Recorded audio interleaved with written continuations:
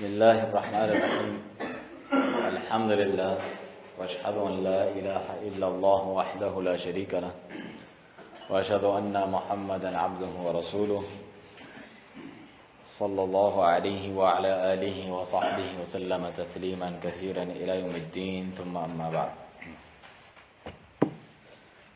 جیسا کہ ساتھیوں نے پہلی نشست میں سنا، اللہ سبحانہ و تعالیٰ کی وحدانیت توحید، اس کا معنی اور اس کی اقسام، جو کہ ہمارے عقیدے کی بنیاد ہے. اور عقیدہ کہتے ہیں ایمان کو. عقیدہ اور ایمان دونوں مترادف استعمال ہوتے ہیں، یعنی دونوں کا جو شریعت ہے اس میں ایک معنی ہوتا ہے.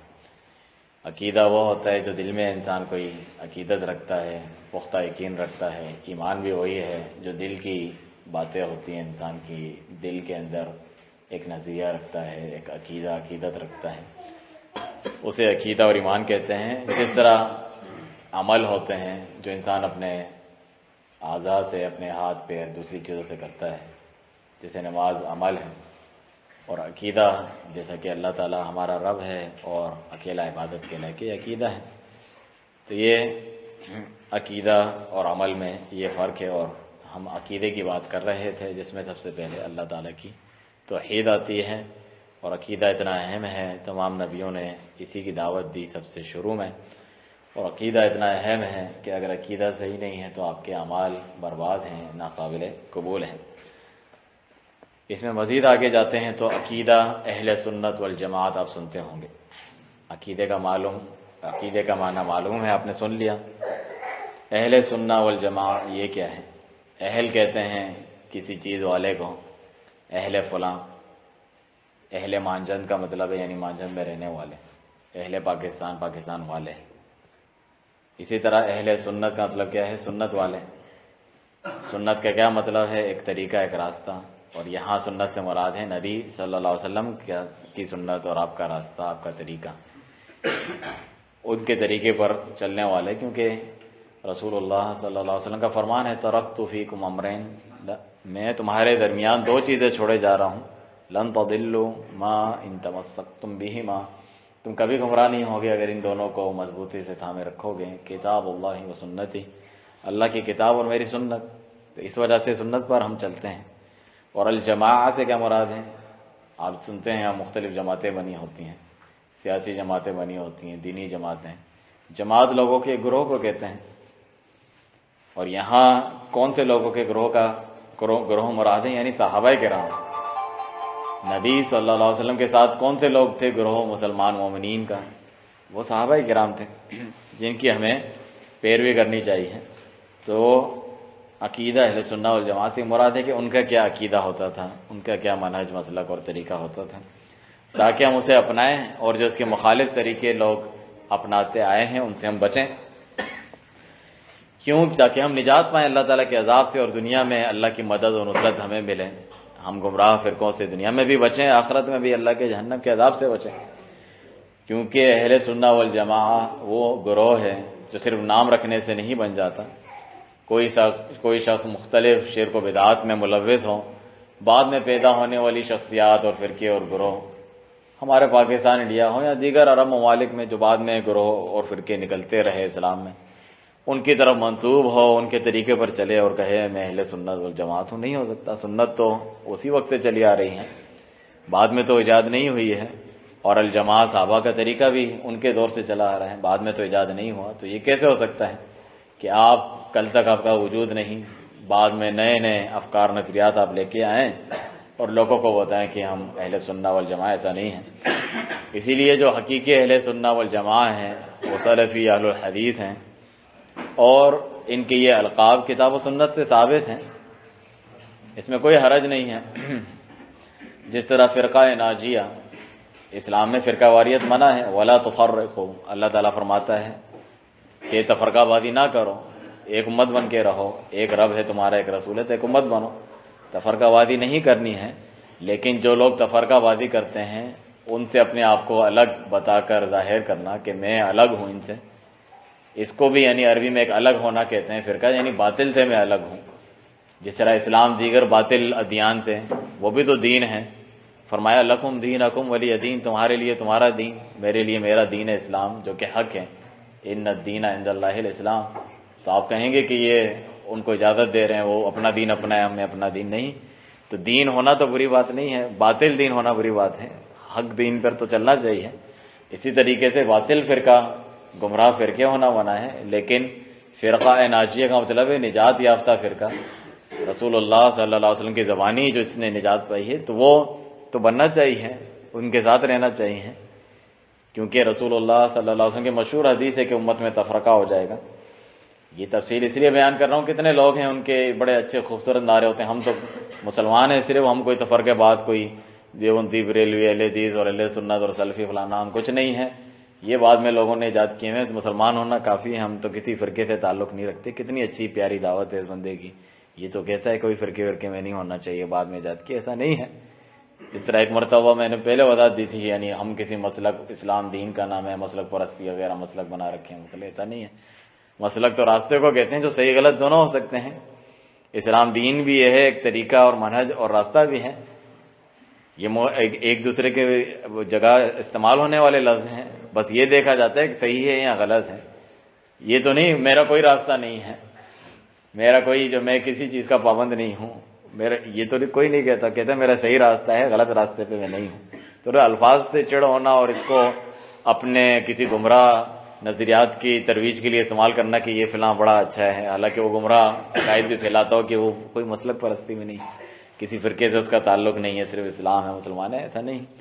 اللہ تعالیٰ قرآن میں فرماتا ہے لِكُلٍّ جَعَلْنَا مِنْكُمْ شِرْعَةً وَمِنْهَاجًا، ہم نے اللہ نے ہر ایک کے لیے ایک شریعت اور منہج مقرر کر دیا ہے. عبداللہ بن عباس رضی اللہ عنہما اس کی تفسیر فرماتے ہیں سنتاً و سبیلا، سنت اور سبیلا، سنت جو شریعت ہے آپ کی، سبیلا اس پہ چلنے کا راستہ اور منہج جو ہے. تو یہ تو اللہ تعالیٰ نے مقرر کیے ہیں جو حق اور باطل دونوں ہو سکتے ہیں. چنانچہ جو مشہور حدیث ہے فرقہ ناجیہ والی کہ رسول اللہ صلی اللہ علیہ وسلم نے فرمایا کہ یہود و نصارہ میں فرقے بن گئے، 71 بن گئے، 72 بن گئے. میری امت میں بھی جو ہے تفرقہ بازی میں اس سے آگے نکل جائے گی. وَسَتَفْتَرِقُ أُمَّتِي عَلَى 73 فِرْقَةً كُلُّهَا فِي النَّارِ إِلَّا وَاحِدَةً. 73 فرقے ہو جائیں گے، ان سے بھی زیادہ سب جہنم میں جائیں گے سوائے ایک کے. تو صحابہ کرام نے عرض کی کہ جو ہے وہ ایک کون سا ہے، بجائے ان کی تفصیل پوچھنے کے جو گمراہ ہیں. تو نبی صلی اللہ علیہ وسلم نے فرمایا ہی الجماعہ، وہ ایک الجماعہ ہے، جماعت ہے.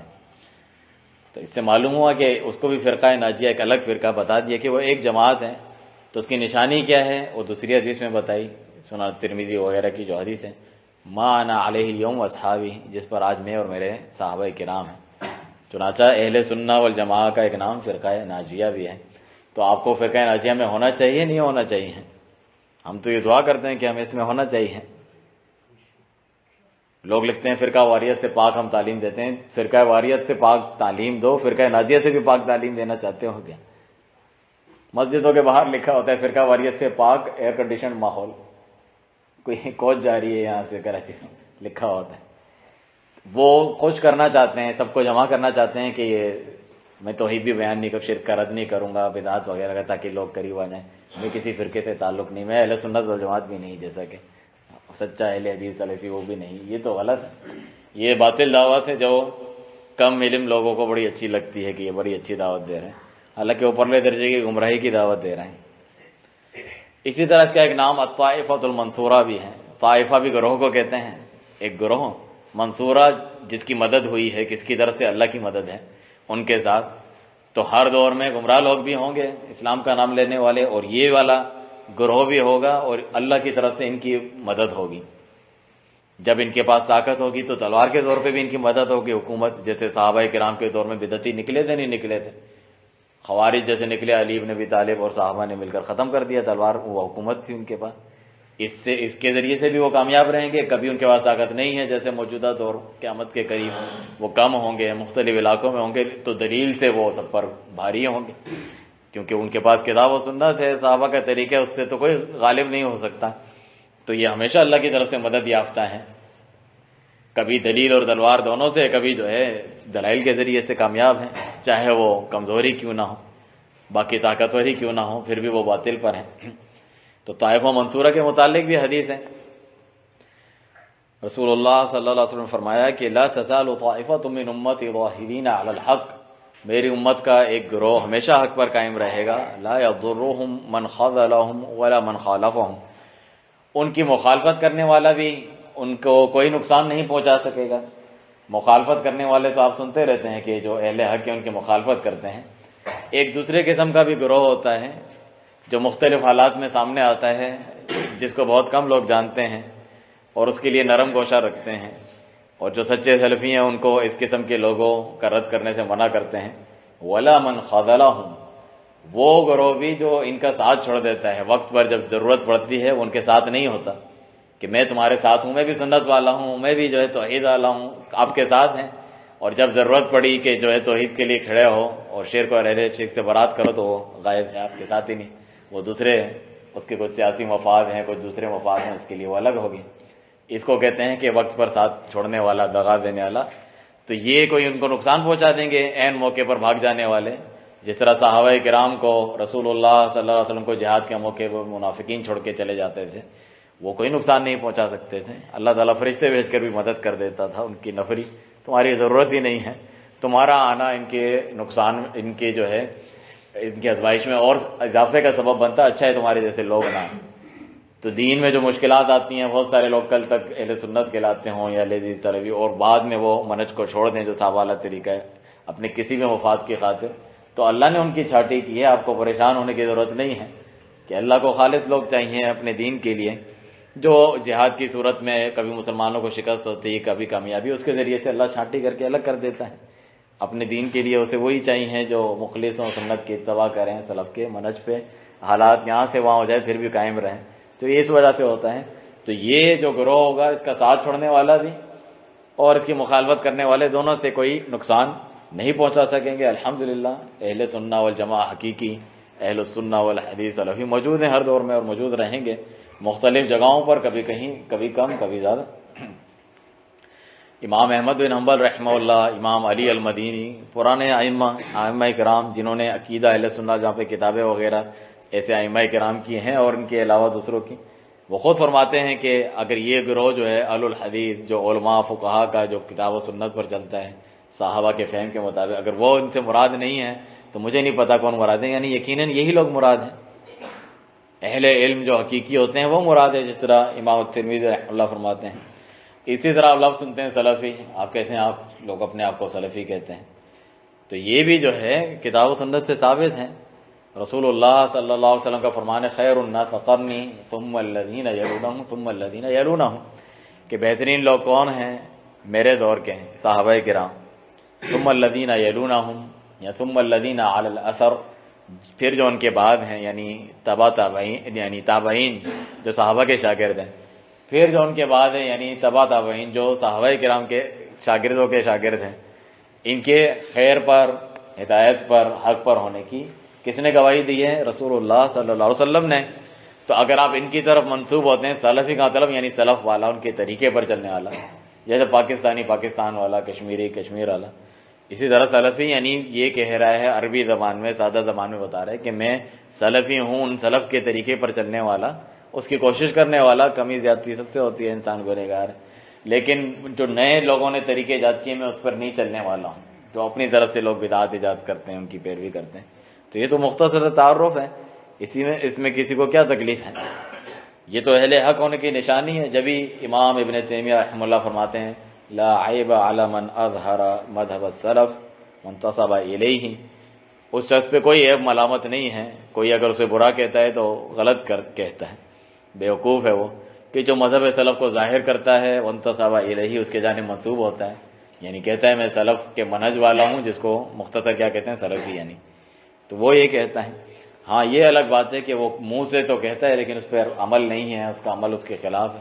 تو واقعی میں نے مثالیں دی، اہل سنت والجماعت بہت سارے بدعتی کہلاتے ہیں، صحیح ہے۔ اسی طرح غلط منہج والے اہل الحدیث بھی آگے پیچھے لگا دیتے ہیں، سلفی بہت سارے، یہ جو دہشت گرد وغیرہ، داعش وغیرہ تھے، وہ ان کے آگے پیچھے سلفی انہوں نے لگایا ہوا ہوتا ہے، حالانکہ مسلمانوں کو کافر قرار دیتے ہیں، ذبح کر رہے ہوتے ہیں، وحشیانہ ان کی کارروائیاں ہیں، عقائد ان کے ایسے ہیں، تو نہیں کہنے سے تو نہیں بن جاتے وہ لوگ، آپ بھی جانتے ہیں اس چیز کو۔ اصل چیز کام ہے ان کے مطابق عقیدہ رکھنا ہے، جبھی عقیدہ اہل سنہ والجماعہ ہے۔ عقیدہ اہل سنہ والجماعہ میں مختلف جو ہے پوائنٹ آتے ہیں، مختلف نکات آتے ہیں جو وہ اپنی کتابوں میں ذکر کرتے ہیں، کوئی کم زیادہ ذکر کرتا ہے، کوئی زیادہ، کوئی سارے نکات ذکر کرتا ہے، کوئی کچھ ذکر کرتا ہے، کچھ زیادہ، جس کے دور میں جو گمراہی زیادہ پھیلی ہوئی تھی وہ بیان کرتے رہتے ہیں۔ اس میں سب سے پہلے جو ہے ایمان، کیونکہ میں نے بتایا عقیدہ اور ایمان ایک دوسرے کی جگہ استعمال ہوتے ہیں، عقیدے سے مراد ایمان ہے آپ کا، تو ایمان کی ہی کسی کو صحیح تعریف معلوم نہ ہو، دعوت تبلیغ کے لیے مسجد میں کھڑے ہوں، ایمان و یقین کی بات ہو کہ بھائی ادھر سائڈ میں تشریف لائیں، ایمان کی تعریف کیا ہے اسے پتہ ہی نہیں ہے، ایمان کی تعریف کے تعلق سے وہ گمراہ تعریفوں کا قائل ہے جو بدعتی گروہ قائل چلتے آئے ہیں۔ تو ایمان کیا ہے؟ اقرار باللسان، زبان سے اقرار کرنا، جیسا کہ آپ نے اقرار کیا لا الہ الا اللہ، وتصدیق بالجنان، اپنے دل سے، وتصدیق بالقلب، اپنے دل سے جو ہے آپ اس کی تصدیق بھی کرتے ہیں، کیونکہ بہت سارے منافقین ہیں، جس طرح ہم سورت پڑھ رہے تھے جمعہ میں، اذا جاءک المنافقون، جب منافق اے نبی آپ کے پاس آتے ہیں تو وہ کیا کہتے ہیں؟ قالوا نشہد انک لرسول اللہ، کہ ہم گواہی دیتے ہیں یقیناً اتنی تاکید کے ساتھ کہ آپ اللہ کے رسول ہیں۔ اللہ تعالیٰ تو جانتا ہے کہ آپ اس کے رسول ہیں، لیکن اللہ گواہی دیتا ہے ان المنافقین لکاذبون، جھوٹ بول رہے ہیں، دل سے تو کفر کرتے ہیں، وہ تو سازش کے طور پہ مسلمانوں کو گھس کے دھوکہ دینا چاہتے ہیں، تو اس کا مطلب دل سے بھی یقین ہونا چاہیے اور زبان سے بھی اقرار ہونا چاہیے۔ جس طرح ابو طالب تھے، ان کو دل سے معلوم تھا کہ یہ سچا دین ہے وغیرہ، لیکن زبان سے اقرار کرنے کو راضی نہیں تھے آخر تک، تو یہ بھی کفر ہے۔ اور تیسری چیز جو ضروری ہے، جس کے تعلق سے بہت سارے گمراہ فرقے سلفیوں سے الگ ہیں، اہل سنت والجماعت سے، وہ ہے عمل بالارکان یا عمل بالجوارح، اپنے جسم سے اس کے اوپر عمل بھی کرنا۔ آپ شرک کا انکار کریں، عملاً بھی شرک کو چھوڑ دیں، واقعی جو ہے آپ جہاں جاتے تھے مثلا بازار یا اللہ کے سوا غیر کو پکارتے تھے، آپ اس کو چھوڑیں، اپنے جسم سے اس پر عمل بھی ہو۔ نماز کو فرض سمجھتا ہے، وہ نماز اللہ کی عبادت کرتا ہے، اس کی ادائیگی کرتا ہے، یہ نہیں کہ وہ اللہ سمیت کسی کی بھی عبادت نہیں کرتا، بلکہ اس کے اعمال اس کے ایمان میں داخل ہیں، جو کم زیادہ ہوتا رہتا ہے۔ جب ہم عمل کو ایمان میں داخل کرتے ہیں، جو کہ کتاب و سنت سے ثابت ہے، تو پھر اس کا لازمی نتیجہ یہ ہے یزید بالطاعہ وینقص بالعصیان، نیکی کرنے سے ایمان بڑھتا جائے گا، آپ کا بہت اعلیٰ درجے تک پہنچ سکتا ہے، اور گناہ کرنے سے آپ کا کم ہوتا جاتا ہے ایمان، یہاں تک کہ اللہ کی پناہ انسان کا ایمان ختم بھی ہو سکتا ہے۔ ڈرنا چاہیے اسے کہ کم ہو کہ کہیں ختم نہ ہو جائے، اس کا خاتمہ ہی صحیح نہ ہو، کفر و شرک پہ ہو جائے، کسی ایسی چیز میں مبتلا ہو جائے بطور سزا کے، تو ایمان کم زیادہ ہوتا ہے، یہ ہمارا ایمان ہے۔ جو لوگ اس عقیدے کو نہیں مانتے ان کو مرجیہ کہا جاتا ہے، ارجاء کا عقیدہ، جو پرانے دور میں بھی تھا، آج بھی بہت سارے لوگوں میں ہے۔ وہ کہتے ہیں جو چاہے گناہ کرتے رہو، انسان کے ایمان میں کوئی فرق نہیں پاتا، ایمان الگ ہے اور انسان کا عمل الگ ہے۔ جس طرح کوئی کافر ہے، نیک عمل کرتا ہے، اسے کوئی فائدہ نہیں ہے، آپ نے سنا کہ عقیدہ کسی کا صحیح نہیں ہے، کافر مشرک ہے، چاہے جتنے نیک عمل کرے اللہ کے یہاں قبول نہیں ہے۔ اسی طرح انہوں نے اپنی طرف سے نکال لیا کہ ایک مومن جو ہے، جو صرف دل سے یعنی ایمان رکھتا ہے، اس نے اقرار کیا ہے، اور وہ جتنے چاہے گناہ کرتے رہے، چھوٹے بڑے بدعات وغیرہ پتہ نہیں کہاں تک پہنچ جائے، اس کا ایمان ویسا ہی کا ویسا ہے۔ یہاں تک کہ بعض ان میں سے یہ کہتے ہیں کہ اس کا ایمان ایسے ہی ہے جیسے کہ محمد رسول اللہ صلی اللہ علیہ وسلم کا ہے، یا ابو بکر کا ہے، یا جبرائیل کا ہے، ایمان تو ایک ہی جیسا ہوتا ہے، وہ تو ایک رکھی ہوئی چیز ہے۔ ہاں عمل کم زیادہ ہوتے ہیں، ان کا اس سے تعلق نہیں ہے، پرلے درجے کی گمراہی ہے۔ اللہ سبحانہ وتعالیٰ فرماتا ہے قرآن مجید میں کہ مومن تو وہ ہیں کہ جب ان کے سامنے اللہ تعالیٰ کا ذکر کیا جاتا ہے، وَإِذَا تُلِيَتْ عَلَيْهِمْ آیَاتُ، اللہ کی آیتیں پڑھی جاتی ہیں، زادتہم ایمانا، ان کا ایمان بڑھ جاتا ہے، وَالَّذِينَ اهْتَدَوْا زَادَهُمْ هُدًى، جو ہدایت والے ہیں ان کے ہدایت میں اور بڑھاتے ہیں۔ ہدایت میں بھی یعنی کمی زیادتی انسان کی ہوتی رہتی ہے۔ رسول اللہ صلی اللہ علیہ وسلم کی ایک حدیث سے یہ مسئلہ حل ہو جاتا ہے تینوں طریقے سے، جو مشہور حدیث ہے الایمان بضع و70 شعبہ، ایمان جو ہے وہ 70 یا اس سے اوپر کچھ شاخیں ہیں ایمان کی، یعنی مختلف اعمال ہیں جو سب ایمان کے اندر شامل ہیں، اور پھر ان کے آپ نے جو ہے مختلف احادیث میں بھی ذکر فرمایا، تو فرمایا فَأَعْلَاهَا كَلِمَةُ لَا إِلَٰهَ إِلَّا اللَّهُ، سب سے بلند درجہ شاخ کیا ہے ایمان کی؟ لا الہ الا اللہ کا اقرار، اصل اسلام توحید۔ تو یہ کیا ہے آپ کا؟ زبان سے اقرار، جس کو کس میں شامل کیا؟ ایمان میں. کس نے شامل کیا؟ آپ نے یا میں نے یا بعد میں کسی فرقے بنانے والے نے نہیں، خود رسول اللہ صلی اللہ علیہ وسلم نے. اسی لیے تو ہم اہل سنت اور صحابہ کے فہم کے مطابق الجماعت ہیں. وَأَدْنَاهَا إِمَاطَةُ الْأَذَىٰ عَنِ الطَّرِيقِ، وَأَدْنَاهَا إِمَاطَةُ الْأَذَىٰ عَنِ الطَّرِيقِ. اور کم ترین درجہ کیا ہے ایمان کا؟ شعبہ کون سا ہے، شاخ کون سی ہے؟ راستے سے تکلیف دہ چیز ہٹانا. آپ راستے سے جا رہے ہیں، کوئی درخت کٹا پڑا ہے، شاخ پتھر پڑا ہے، آتے جاتے کسی کے پیر پہ لگے گا، گاڑی پہ لگے گا، آپ نے اٹھا کے کہ لوگوں کو تکلیف نہ ہو سائڈ پہ کر دیا آپ نے. یہ بڑا نیک عمل ہے، اللہ تعالیٰ اس سے خوش ہوتا ہے. حالانکہ یہ معمولی سا عمل لگتا ہے انسان کو. تو اس کو کس میں شامل کیا؟ نبی صلی اللہ علیہ وسلم نے ایمان میں. اور یہ کیا تھا؟ یہ عمل تھا. وہ اقرار تھا زبان سے، اس کو بھی ایمان کہا. اور یہ ایک عمل تھا، تکلیف دہ چیز کو ہٹانا، اس کو بھی ایمان کہا. آخر نے فرمایا والحیاء شعبۃ من الایمان. اور شرم و حیا جو ہے وہ بھی ایمان کا حصہ ہے. اور شرم و حیا کیا ہے؟ ہاتھ سے کرنے والا عمل نہیں ہے، نہ ہی زبان سے کہنے والی کوئی چیز ہے شرم و حیا. وہ تو اندر دل کی ایک کیفیت ہوتی ہے. اس کا مطلب وہ جو تیسری چیز ہے دل کی تصدیق، دل کی چیزیں، خوف، محبت، شرم و حیا، اس کو بھی ایمان میں نبی صلی اللہ علیہ وسلم نے گنوایا. تو یہ تینوں چیزیں ثابت ہو گئی. اب یہ کم زیادہ ہوتی رہتی ہیں، شرم و حیا کم زیادہ ہوتی ہے، کوئی نیک عمل چھوڑ دیتا ہے انسان، کبھی کر لیتا ہے. اسی طریقے سے مختلف جو اعمال ہیں اس کی وجہ سے انسان کے کمی زیادتی ہوتی رہتی ہے ایمان سے. کچھ ایسے ایمان کے شعبے ہیں جس سے ایمان ہی اس کا ختم ہو جاتا ہے. ہم یہ نہیں کہتے کہ وہ ایمان سے خارج نہیں ہو سکتا. مثلا پہلی چیز کیا ذکر تھی؟ لا الہ الا اللہ. اسی کو کوئی چھوڑ دے تو پھر چاہے جتنے بھی نیچے والے درجے استعمال کرتے رہو، ختم تمہارا، یعنی توحید کے ساتھ شرک کر دیا، لا الہ الا اللہ کا انکار کر دیا. ہاں راستے سے تکلیف دہ چیز کسی نے نہیں ہٹائی تو ہم کہیں گے اس نے اچھا نہیں کیا، کرنا چاہیے تھا، اس کو نیکی کماتا. صحیح ہے، اس کے ایمان کا ایک درجہ بڑھ سکتا تھا، اس نے اس کو حاصل نہیں کیا.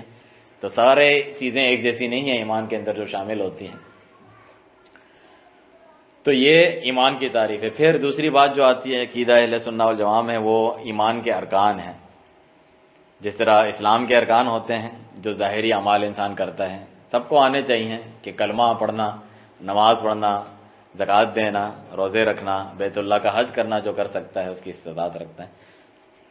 اسی طرح ایمان جو دل کا عقیدہ ہوتا ہے اس کے بھی ارکان ہیں جو 6 ہیں.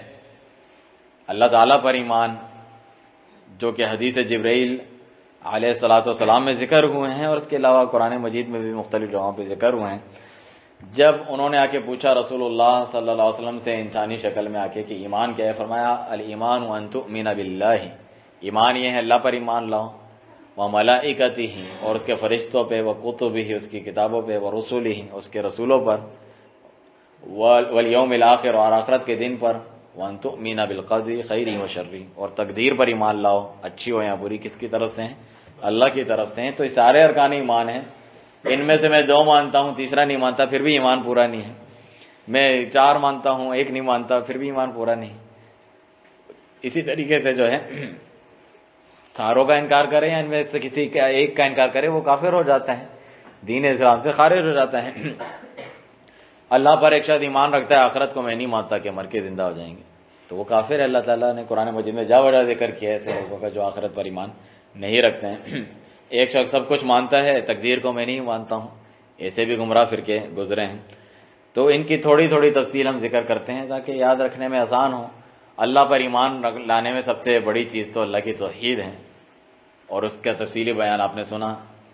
اللہ تعالیٰ کی توحید ربوبیت، رب ہونے میں اکیلا ماننا، اللہ کی توحید الوہیت یا عبادت کے وہ اکیلا عبادت کے لائق لا الہ الا اللہ، اور اللہ کے پیارے نام اور صفات جو ہیں اس میں بھی وہ اکیلا ہے.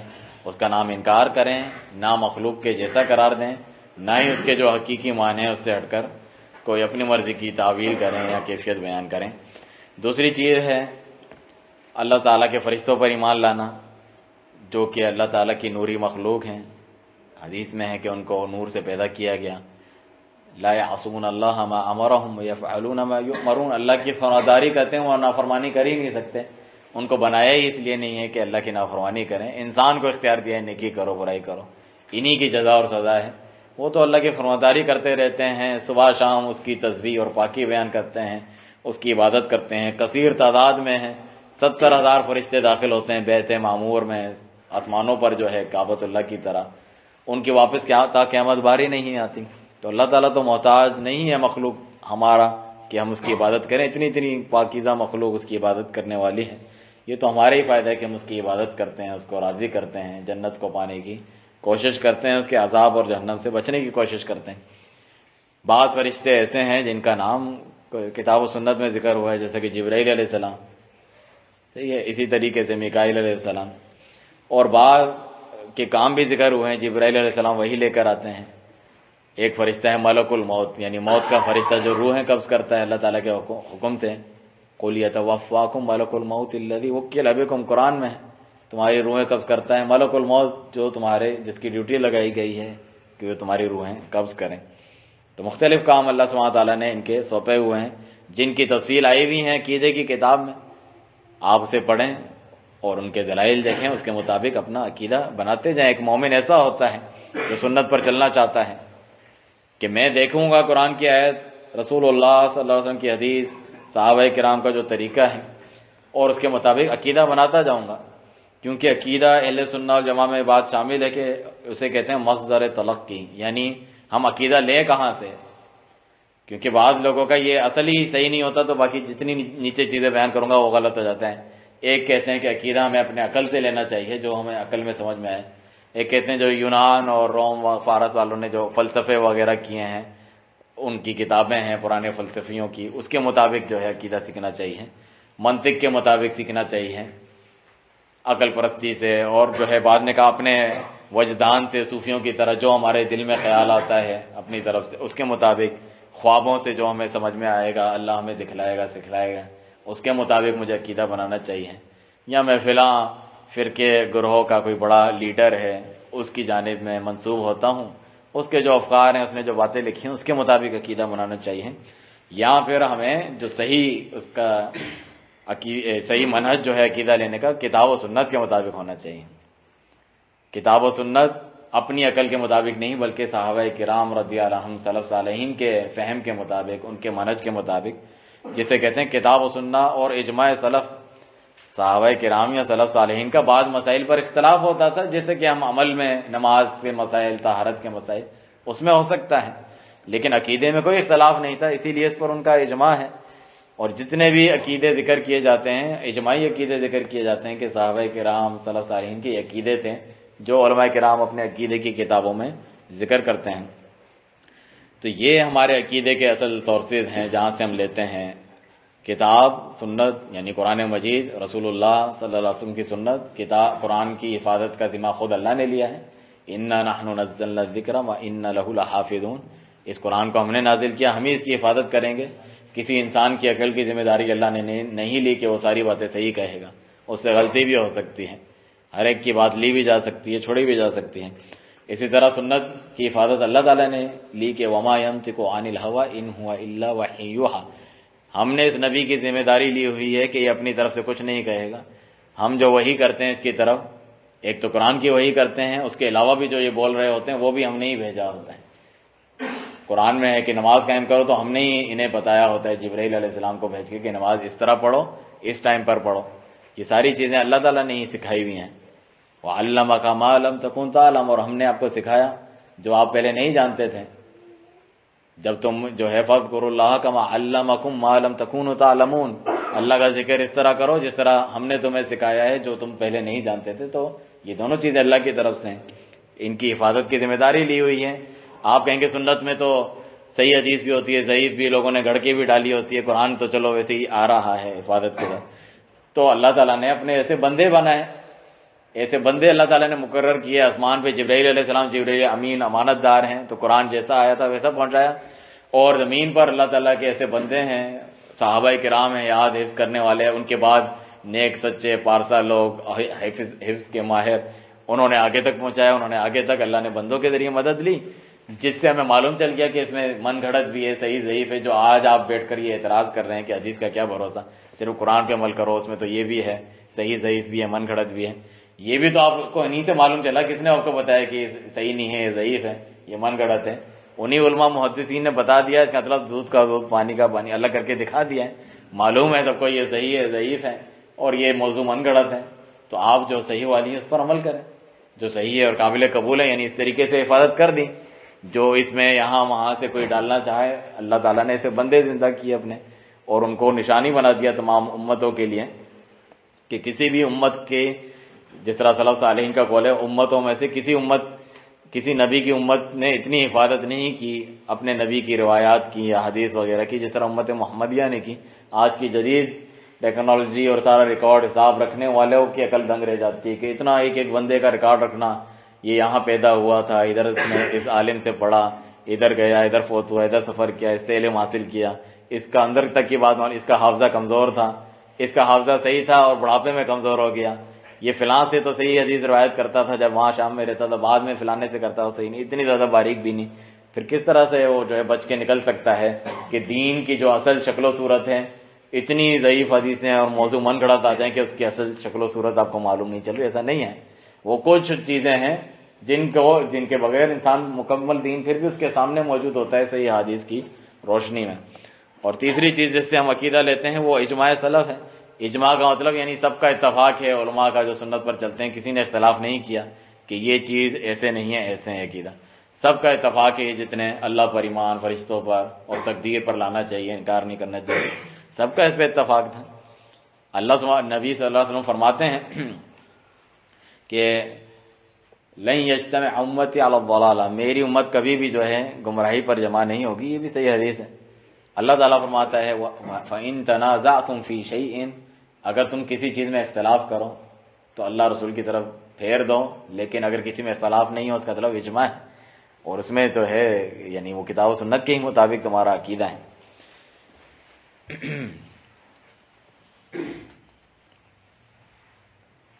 دوسری چیز فرشتوں پر ایمان، آپ نے سنا، جن کے نام معلوم ہے نام کے ساتھ ایمان لاتے ہیں، جن کے کام بھی معلوم ہیں ان کے کاموں کے ساتھ ہم ان پر ایمان لاتے ہیں۔ تیسری چیز جو ہے اللہ کے نازل کردہ کتابوں پر ایمان لانا کہ وہ ساری برحق تھیں، اپنے دور میں وہ مکمل قابل عمل تھی کہ وہی اسلام تھا، اس پر عمل کرنا تھا، لوگوں نے اس میں تبدیلی کر دی، کچھ قیمتیں لے کر اللہ تعالیٰ کی آیتوں کو بیچا، اس میں رد و بدل کیا، تو اللہ سبحانہ تعالیٰ نے اپنی آخری کتاب قرآن مجید بطور محیمن علیہم، ان پر اللہ تعالیٰ نے پچھلی کتابوں پر بطور جو ہے نگران کے اس کو نازل کیا، تاکہ اس میں جو کچھ ہے، جو اس کی تصدیق کرتی ہے پچھلی کتابوں کی وہ حق ہے، جس کا انکار کرتی ہے وہ ناحق ہے، لوگوں نے تبدیلیاں کی ہیں اور اب اس کے اوپر عمل کیا جائے گا۔ آج قرآن مجید پر عمل کیے بغیر کوئی کہے کہ میں بھی اللہ کو ماننے والا ہوں اور میں بھی مسلمان ہوں، ایسا نہیں ہو سکتا۔ یہ آخری کتاب ہے، اللہ سبحانہ تعالیٰ نے اس کی حفاظت کی ہے، اور یہ اللہ کا کلام ہے، اس کی صفت ہے، اللہ تعالیٰ نے کلام فرمایا جس طرح اس کی شان کے لائق ہے، اللہ سبحانہ تعالیٰ نے اس کی حفاظت کا ذمہ لیا اور اسی کی جانب یہ واپس لوٹ کے جائے گا، کیونکہ بہت سے گمراہ فرقے قرآن اللہ کا کلام ماننے کو تیار نہیں ہوتے، ایسے مسلمان ہیں۔ اللہ فرماتا ہے حتی یسمع کلام اللہ، یہاں تک کہ مشرک اللہ کا کلام سنیں جو اللہ کی صفت ہے، مخلوق نہیں ہے۔ تو امام احمد بن حنبل رحمہ اللہ کے دور میں بھی بہت سارے اللہ کی صفات کے انکاری پیدا ہو گئے تھے، جن میں سے ایک یہ عقیدہ مشہور تھا، عقیدہ خلق قرآن کو اللہ کی مخلوق قرار دیتے تھے۔ تو قرآن میں جتنی بھی خبریں دی ہیں اللہ تعالیٰ نے، اس کی ہم تصدیق کرتے ہیں، جن چیزوں کے کرنے کا حکم دیا ہے اس پر عمل کرنا چاہیے، جن سے منع کیا اس سے بچنا چاہیے۔ یہ قرآن پر ایمان لانے کے عام قواعد ہیں جو اللہ سبحانہ تعالیٰ نے جو ہے ذکر فرمائے ہیں کہ ہم نے کتاب بطور ہدایت نازل کی، اسے سمجھنے کے لیے تمہارے لیے آسان بنایا، اس پر غور و فکر کرو، اس پر عمل کرو، اسی میں تمہارے لیے نجات ہے۔ رسولوں پر ایمان لانا کہ اللہ سبحانہ تعالیٰ نے اپنے رسولوں پر کتابیں نازل کی، تورات ہے، زبور، انجیل، اور آخری کتاب قرآن مجید محمد رسول اللہ صلی اللہ علیہ وسلم پر۔ تو اللہ کے جو رسول تھے اللہ تعالیٰ کے سب سے نیک چنیدہ بندے، اللہ کی مرضی سے جسے چاہتا ہے عطا کرتا ہے، کسی کی اس پہ بات نہیں چلتی کہ میرے قبیلے میں کیوں نہیں ہوا، ادھر کیوں نہیں ہوا۔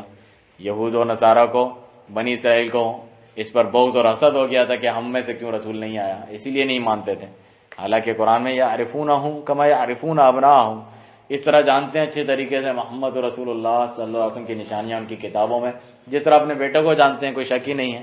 یہ نشانیاں پوری ہو گئی، لیکن حسد من عند انفسہم، اپنی طرف سے حسد بغض میں ہم میں سے کیوں نہیں آیا، تو اس وجہ سے حق انہوں نے قبول نہیں کیا۔ ایسے بھی لوگ ہوتے ہیں۔ تو اللہ کی طرف سے یہ برحق جتنے بھی رسول آئے ہم سب پر ایمان لاتے ہیں، لا نفرق بین احد من رسلی، اللہ کے کسی رسول میں فرق نہیں کرتے کہ ہم جو ہے موسیٰ اور عیسیٰ علیہ السلام پر ایمان نہیں لاتے، صرف محمد صلی اللہ علیہ وسلم پر ایمان لاتے ہیں، ایسا نہیں ہے. یا فلاں پر لاتے ہیں کہ جو ہے ابراہیم علیہ السلام پر نہیں لاتے. ایک کا انکار کرنا سب کا انکار کرنا ہے، ایک کا انکار کرنا سب پر انکار کرنا ہے، کیونکہ سارے ہی اللہ کی طرف سے ہیں. جس طرح قوم نوح کا فرمایا اللہ تعالیٰ نے کہ انہوں نے اپنے رسولوں کو جھٹلایا، حالانکہ آپ جانتے ہیں کہ نوح علیہ السلام پہلے رسول تھے، تو سارے رسولوں کو کیسے جھٹلایا اللہ ذکر کرتا ہے قرآن مجید میں، کیونکہ ایک کو جھٹلانا گویا کہ سب کو جھٹلانا ہے. لا نفرق بین احد من رسلی، ہم کوئی فرق نہیں کرتے، سب پر ایمان لاتے ہیں.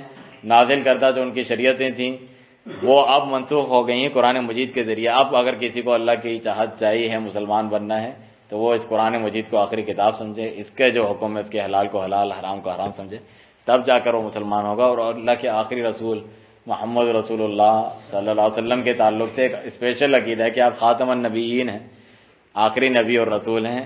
اس کے بعد کوئی یہ عقیدہ رکھتا ہے، دعویٰ کرتا ہے دجال ہے، شیطان ہے، اس کو ماننے والا کفر میں مبتلا ہے، مرتد ہے دین اسلام سے اگر وہ یہ دعویٰ کرتا ہے. چنانچہ رسول کے تعلق سے عام 4 قواعد ہیں کہ آپ کی بتائی ہوئی باتوں کی تصدیق کرنا، آپ کے حکم پر عمل کرنا، جس سے منع کیا اس سے رکنا، اور سب سے اہم چیز جس کے بارے میں بہت سے لوگ گمراہ ہیں کہ اللہ کی عبادت آپ کے بتائے ہوئے طریقے کے مطابق کرنا، ورنہ وہ بدعت ہے. رسول کو بھیجنے کا مقصد ہی یہی ہے، وما ارسلنا من رسول الا لیطاع باذن اللہ. رسول کو بھیجنے کا مقصد ہی ہمارا یہ ہوتا ہے کہ اللہ کے حکم سے اس کی اطاعت کی جائے. اللہ کی چاہت آپ جان نہیں سکتے جب تک رسول بھیج کے نہ بتایا جائے کہ یہ میں تم سے چاہتا ہوں، تم بھی یہ کر کے لاؤ. وَإِن تُطِيعُوهُ تَهْتَدُوا، اگر اس نبی کی پیروی کرو گے تب تم ہدایت پاؤ گے. تو اهدنا الصراط المستقیم اللہ سے مانگتے رہتے ہو، صراط مستقیم دکھاؤ، تو دکھا دیا کہ اس رسول کی پیروی کرو گے تو پھر تم ہدایت پاؤ گے. تو آپ کے بتائے ہوئے طریقے کے مطابق عبادت کرنا، جس طرح اللہ کے لیے عبادت میں اخلاص ہو، دکھلاوا نہ ہو، اسی طرح دوسری شرط ہر عبادت کے لیے ضروری ہے کہ رسول اللہ صلی اللہ علیہ وسلم کی سنت کے مطابق ہو. آخرت کے دن پر ایمان، یہ تو بہت اہم ہے. اللہ پر ایمان اور آخرت پر ایمان ہمیشہ اللہ تعالیٰ بہت ساری جگہوں پہ ساتھ ساتھ ذکر کرتا ہے. جو اللہ اور آخرت پر ایمان رکھتا ہے وہ یہ کرے، جو اللہ اور آخرت پر ایمان رکھتا ہے وہ یہ کام نہ کرے. کیونکہ آپ کو نیکی کرنے اور برائی سے روکنے کی آخرت سے بڑھ کر کوئی چیز نہیں ہو سکتی جو آپ کو اس چیز پر ابھارے کہ نیکیاں کیا کرو، برائی سے بچو. ورنہ کون سی ایسی چیز ہے دنیا میں کہ مجھے یہاں پر بدلہ ملنا ہے، آخرت میں ملنا ہے، میں یہاں ظلم سہتا رہا، اس کا کوئی حساب نہیں ہوا، آخرت میں یہ ساری چیزیں ہونی ہیں. میں نے نیک اعمال کیے، مجھے اس کے بدلے میں فوری طور پہ تو کچھ نہیں ملا، آخرت میں ہوگا. تو یہ تمام چیزیں جو ہیں، یا میں گناہ سے کیوں بچوں، مجھے اس کے جو ہے بچنے سے کیا فائدہ ملنا ہے، آخرت میں تمہیں اس کا فائدہ ملنا ہے، اگرچہ اللہ تعالیٰ دنیا میں بھی جو ہے عطا کرتا ہے اس کے فوائد. تو آخرت پر ایمان لانا ارکان ایمان میں شامل ہے. جا وجہ قرآن میں ایسے لوگوں کو اللہ نے کافر قرار دیا ہے. زعم الذین کفروا ان لن یبعثوا قل بلی وربی لتبعثن. کافر کہتے ہیں کہ ہم واپس مر کے نہیں زندہ ہوں گے، نہیں اٹھائے جائیں گے. کہو میرے رب کی قسم تمہیں ضرور زندہ کیا جائے گا، پھر تمہیں تمہارے اعمال جتلائے جائیں گے، بتلائے جائیں گے. تو یہ آخرت پر ایمان جو ہے ضروری ہے. مشرکین کہتے تھے ہم مر کے مٹی ہو جائیں گے، کون زندہ کرے گا؟ جس نے پہلے تمہیں انشاء اول مرہ، جس نے پہلے تمہیں پیدا کیا وہی تمہیں دوبارہ زندہ کرے گا. بلکہ فرمایا وَهُوَ أَهْوَنُ عَلَيْهِ، یہ تو زیادہ آسان ہے. کوئی آپ کے پاس سیمپل موجود ہو کسی چیز کا، اس کو دیکھ ٹوٹ جائے واپس سے اس کو بنا دو، یہ آسان ہے. یا شروع میں کچھ بھی نہیں ہے، آپ نے بنا دیا اپنی طرف سے، وہ زیادہ مشکل ہے. جس نے وہ پیدا کیا پہلے وہی واپس سے پیدا کرنا اس کے لیے تو زیادہ آسان ہے اللہ تعالیٰ کے لیے. آخرت پہ ایمان میں بہت ساری چیزیں شامل ہیں جو موت سے شروع ہو جاتا ہے. صحابی نے پوچھا قیامت کب آئے گی؟ کہا ماتا قامت قیامت ہو یا قام ساعت ہو، اور کما قال علیہ الصلوۃ والسلام، جو مر گیا اس کی قیامت شروع ہو گئی. تو جب قیامت اور آخرت پر ایمان میں یہ ساری چیزیں شامل ہے کہ فرشتے جو ہے روح قبض کرتے ہیں، نیک لوگوں کی آرام سے کرتے ہیں، برے لوگوں کا مار پیٹ کے نکالتے ہیں، اور پھر قبر کے جو عذاب ہیں یا نعمت ہے وہ بھی آخرت کے ایمان میں شامل ہے. ایسے بہت سے لوگ ہیں اسلامی فرقے جو اس کو عقل کے خلاف سمجھ کے مثلا آخرت کو مانتے ہیں، قبر کے عذاب یا نعمت اس کو ہم نہیں مانتے، وہ سامنے پڑا ہے، یہ تو نہیں ہمیں دکھ رہا کہ کوئی عذاب ہو رہا ہے وغیرہ. ضروری ہے جو چیز تم دیکھتے ہو پھر اس پہ ایمان لاتے ہو. اللہ تعالیٰ کو بھی تو بن دیکھے ہم مانتے ہیں، جنات کا جو ہے قرآن میں ذکر ہے، فرشتوں کا. تو یہ عذاب یا نعمت جب صحیح حدیث سے ثابت ہے، قرآن کی آیات سے ثابت ہے کہ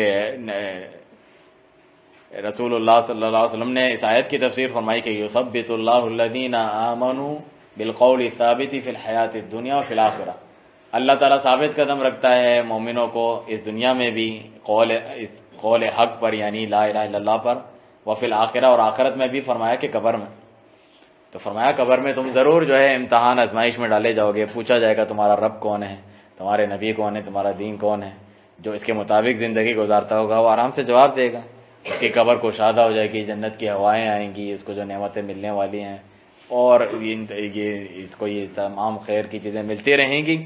اور جو منافق ہوگا یا مرتاب ہوگا، شک میں ہوگا، تو وہ کہے گا کہ مجھے نہیں پتا، جو لوگ کہتے تھے بس میں نے وہی سنا اور وہی میں کہتا رہا، تو اس کے لیے جو ہے جہنم کے کھڑکی کھولی جائے گی، وہاں سے تپش اور عذاب اور تکلیفوں میں وہ رہے گا جب تک قیامت قائم ہو، واپس زندہ ہو اور حساب کتاب ہو۔ تو عذاب قبر جو ہے یا نعمت قبر کی، یہ بھی آخرت کی جو ہے پہلی سیڑھی ہے اور ثابت ہے، جسے برزخ کہا جاتا ہے۔ 3 ادوار ہیں انسان کی زندگی، ایک تو زندگی ہے اس کی دنیا کی، اور بیچ میں جو ہے وہ برزخ ہے، پھر آخرت ہے جو جنت جہنم اور فیصلے ہونے۔ برزخ پردے کو کہتے ہیں، وَمِن وَرَائِهِمْ بَرْزَخٌ إِلَى يَوْمِ يُبْعَثُونَ، اللہ فرماتا ہے کہ یہ مر جائیں گے اور پھر ان کے اور لوگوں کے درمیان برزخ پردہ ہے، إِلَى يَوْمِ يُبْعَثُونَ، قیامت تک، یہ برزخ کی زندگی ہے۔ تو یہ بھی ایک غیبی چیز ہے، ہم اپنے اس پہ قیاس نہیں کر سکتے کہ جو اللہ نے بتایا ہے وہ کس طریقے سے ہو رہا ہے، کس طریقے سے نہیں ہو رہا، ہمیں نظر نہیں آ رہا۔ ان سب پر ایمان لانا ہے جس کی تفصیل ذکر ہوئی ہے صحیح حدیث میں۔ اور آخرت میں یہ بھی شامل ہے کہ جب جو ہے حساب کتاب ہوگا اور جنت اور جنت کی نعمتوں کا ذکر ہے تفصیلی طور پہ، اور جہنم کے عذاب مختلف قسم کا ان کا ذکر ہے، پل صراط کا ذکر ہے، نامہ اعمال دیے جائیں گے، لوگوں کا وزن ہوگا، ان کے اعمال کا وزن ہوگا، ان تمام چیزوں کا جو ذکر تفصیلی طور پر آیا ہے ان سب کا ہم جو ہے یقین رکھتے ہیں۔ اللہ سبحانہ تعالیٰ کا دیدار ہوگا جو دنیا میں کوئی نہیں دیکھ سکتا، تو جو نیک مومنین ہیں اپنے رب کا دیدار کریں گے۔ اس کا بھی بہت سارے انکاری فرقے گزرے، اسی لیے سلف صالحین نے اپنے عقیدے کی کتابوں میں ایک باقاعدہ چیپٹرز میں ڈالتے ہیں وہ لوگ کہ مومنین اپنے رب کا دیدار کریں گے جس طرح اللہ سبحانہ تعالیٰ ان کو کروائے گا، یہ قوت دے گا۔ اللہ سبحانہ تعالیٰ ہمیں بھی اپنے دیدار نصیب فرمائے، وہ اعمال کرنے کی توفیق دیں۔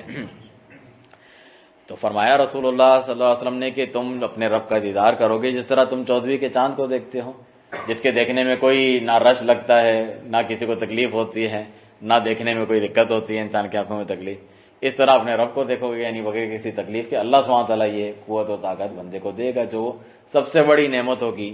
جنت میں ساری نعمتیں ملیں گی، اللہ سبحانہ تعالیٰ کی طرف سے پوچھا جائے گا کیا اور کچھ چاہیے؟ کہا کیا تو نے ہمارے چہروں کو روشن نہیں کر دیا؟ کیا تو نے ہمیں یہ نعمتیں نہیں دی؟ جتنا ملک ہم چاہتے تھے ہمیں ملا۔ کہا یہ سب مل گیا ہے لیکن اس سے بڑھ کر میں تمہیں نعمت دوں گا، تو وہ اللہ سبحانہ تعالیٰ کا دیدار کریں گے۔ اللہ اکبر۔ تو یہ ان سب کے اوپر ایمان لانا آخرت پر ایمان لانے میں شامل ہے۔ آخرت پر ایمان لانے میں یہ بھی شامل ہے کہ شفاعت برحق ہے۔ ہر صحیح عقیدے کو بھی لوگ اپنے باطل کام کے لیے استعمال کرتے ہیں، جس طرح وسیلہ ہے۔ اللہ تعالیٰ نے فرمایا کہ یا ایھا الذین آمنوا اتقوا اللہ وابتغوا الیہ الوسیلہ، اے ایمان والو اللہ سے ڈرو، اللہ کے جناب میں اس کے دربار میں وسیلہ اختیار کرو۔ تو یہ خوش ہو گئے کہ نبیوں ولیوں کو وسیلے کے لیے ہم پکارتے ہیں، یہ تو مشرکوں کا وسیلہ ہے۔ وسیلے کا مطلب ہے کہ نیک اعمال کر کے اللہ تعالیٰ کے حضور جاؤ۔ وجاہدوا فی سبیلہ، اس آیت میں فرمایا اللہ کی راہ میں جہاد کرو تاکہ کامیاب ہو، اللہ کے پیارے ناموں کے وسیلے سے دعا کرو۔ کوئی نیک زندہ شخص موجود ہے سامنے، اس سے کہو کہ ہمارے لیے دعا کریں، جس طرح صحابہ رسول اللہ صلی اللہ علیہ وسلم کی زندگی میں دعا کرواتے تھے بارش کی، لیکن آپ کی وفات کے بعد آپ کی قبر پہ جا کے اپنے پاس بیٹھ کے نہیں کی، بلکہ جو زندہ تھے عمر بن خطاب دعا کرتے ہیں، عباس رضی اللہ عنہ زندہ تھے ان کو کہتے کہ دعا کرو۔ تو یہ صحابہ کا عقیدہ تھا، اجماعی عقیدہ جو یہاں پہ ہم نے ذکر کیا کہ سلف صالحین کا اجماع۔ اسی طرح شفاعت ہے، سفارش کرنے کا مطلب ہے کہ بڑی ہستی تک آپ کو پہنچنا ہے، آپ ڈائریکٹ نہیں جا سکتے، آپ کسی اور کے ذریعے سے پہنچتے ہیں کیونکہ اس کا بڑا مقام و مرتبہ ہے، وہ اس کے محبت کی وجہ سے اس کی جو سفارش ہے ٹھکرا نہیں سکتا، یا پھر جو ہے وہ اس کا محتاج ہے اس کے ڈر کی وجہ سے کہ اس کی وجہ سے میری حکومت چلتی ہے، میرا وزیر ہے اس لیے مجھے اس کی بات ماننی پڑے گی۔ اسے شفاعت قہریہ کہتے ہیں، زبردستی کی شفاعت۔ اللہ کے ہاں ایسی شفاعت نہیں ہے، اس کا تو انکار کیا اللہ تعالیٰ نے۔ اللہ تعالیٰ نے تو اس کا رد کیا ہے کہ اس دن سے ڈرو کہ جس دن لا بیع ولا خلۃ ولا شفاعہ، نہ کوئی کاروبار ہوگا، نہ کسی کو پیسہ لے کے چھوڑا جائے گا، نہ کوئی شفاعت قائم آئے گی۔ فما تنفعہم شفاعۃ الشافعین، کوئی شفاعت کام نہیں آئے گی۔ اللہ تعالیٰ فرماتا ہے کہ خود عمل کرے انسان، کوئی شفاعت کام نہیں آئے گی۔ کن کے لیے ہیں؟ یہ اسی والی شفاعت کے تعلق سے ہیں کہ جو یہ سمجھتے ہیں کہ بغیر اللہ کی اجازت سے اور جس کی مرضی کے بارے میں شفاعت کریں وہ قابل قبول نہیں ہے۔ اللہ کی اجازت سے ہو سکتی ہے. من ذا الذی یشفع عنده الا باذنہ, کون ہے اللہ تعالیٰ کے ہاں سفارش کرے, شفاعت کرے بغیر اس کی اجازت کے, یعنی اجازت دے گا اللہ تعالیٰ جس طرح اپنے نبی کو دے گا, جن کو شفاعت عظمیٰ بھی ملے گی کہ لوگوں کا حساب و کتاب شروع ہو, مقام محمود آپ کو حاصل ہوگا. اس پر ہمارا ایمان ہے. یہ غلط بولتے ہیں وہاں بھی لوگ, نہ نبی سے صلی اللہ علیہ وسلم محبت کرتے ہیں, نہ درود بھیجتے ہیں, نہ آپ کی شفاعت کا عقیدہ رکھتے ہیں. ہم یہ سب رکھتے ہیں جو کتاب و سنت کے مطابق ہیں, اسی کے آسرے بھروسے پہ نہیں ہوتے. ہم کہتے ہیں اللہ تعالیٰ اس کا مالک ہے. قل للہ شفاعت جمیعا, ساری شفاعت کا مالک کون ہے؟ اللہ تعالیٰ ہے. پھر وہ جسے چاہتا ہے اپنی مرضی سے جو ہے اجازت دیتا ہے. اللہ سبحانہ تعالیٰ سے ہم مانگتے ہیں, اے اللہ اپنے پیارے نبی صلی اللہ علیہ وسلم کی شفاعت ہمارے حق میں قبول فرما. تو کس سے مانگا ہم نے؟ اللہ سے. یہ نہیں کہ نبی کو دے دیا گیا اب ہم ان سے مانگے کہ جا کے اللہ کے ہاں ہماری سفارش ہوئے. مشرکوں کا عقیدہ یہی ہوا کرتا تھا. تو پہلی چیز اللہ کی اجازت ہو. دوسری چیز جس کے لیے شفاعت کی کہا جا رہا ہے اس سے بھی اللہ تعالیٰ راضی ہوں. کس سے راضی ہوتا ہے؟ اللہ مومنوں سے, توحید والوں سے, اگرچہ وہ گنہگار ہوں. گناہ کی وجہ سے وہ جہنم جا رہے ہیں یا جہنم میں جا چکے ہیں, اور سفارش اس لیے کی جا رہی ہے, اے اللہ تیری توحید والا تھا, اس سے گناہ ہو گیا تو اسے جنت میں ڈالو. تو مومنین کے لیے ہیں. اس جو ہے ابھی آپ جو ہے سن رہے تھے نماز کی تلاوت میں کہ یوم یقوم الملائکہ, کیا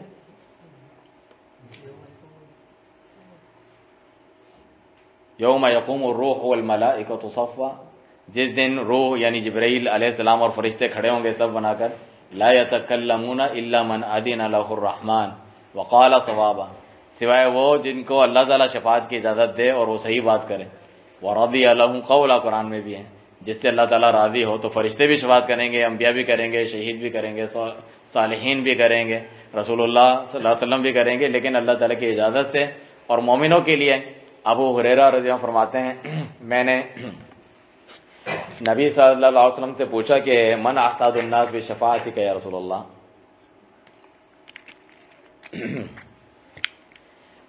سب سے زیادہ آپ کی شفاعت کا مستحق کون ہوگا؟ فرمایا من قال لا الہ الا اللہ خالصا من قلبی, جس نے اپنے دل کے اخلاص کے ساتھ لا الہ الا اللہ کہا, یعنی مومنین گنہگار.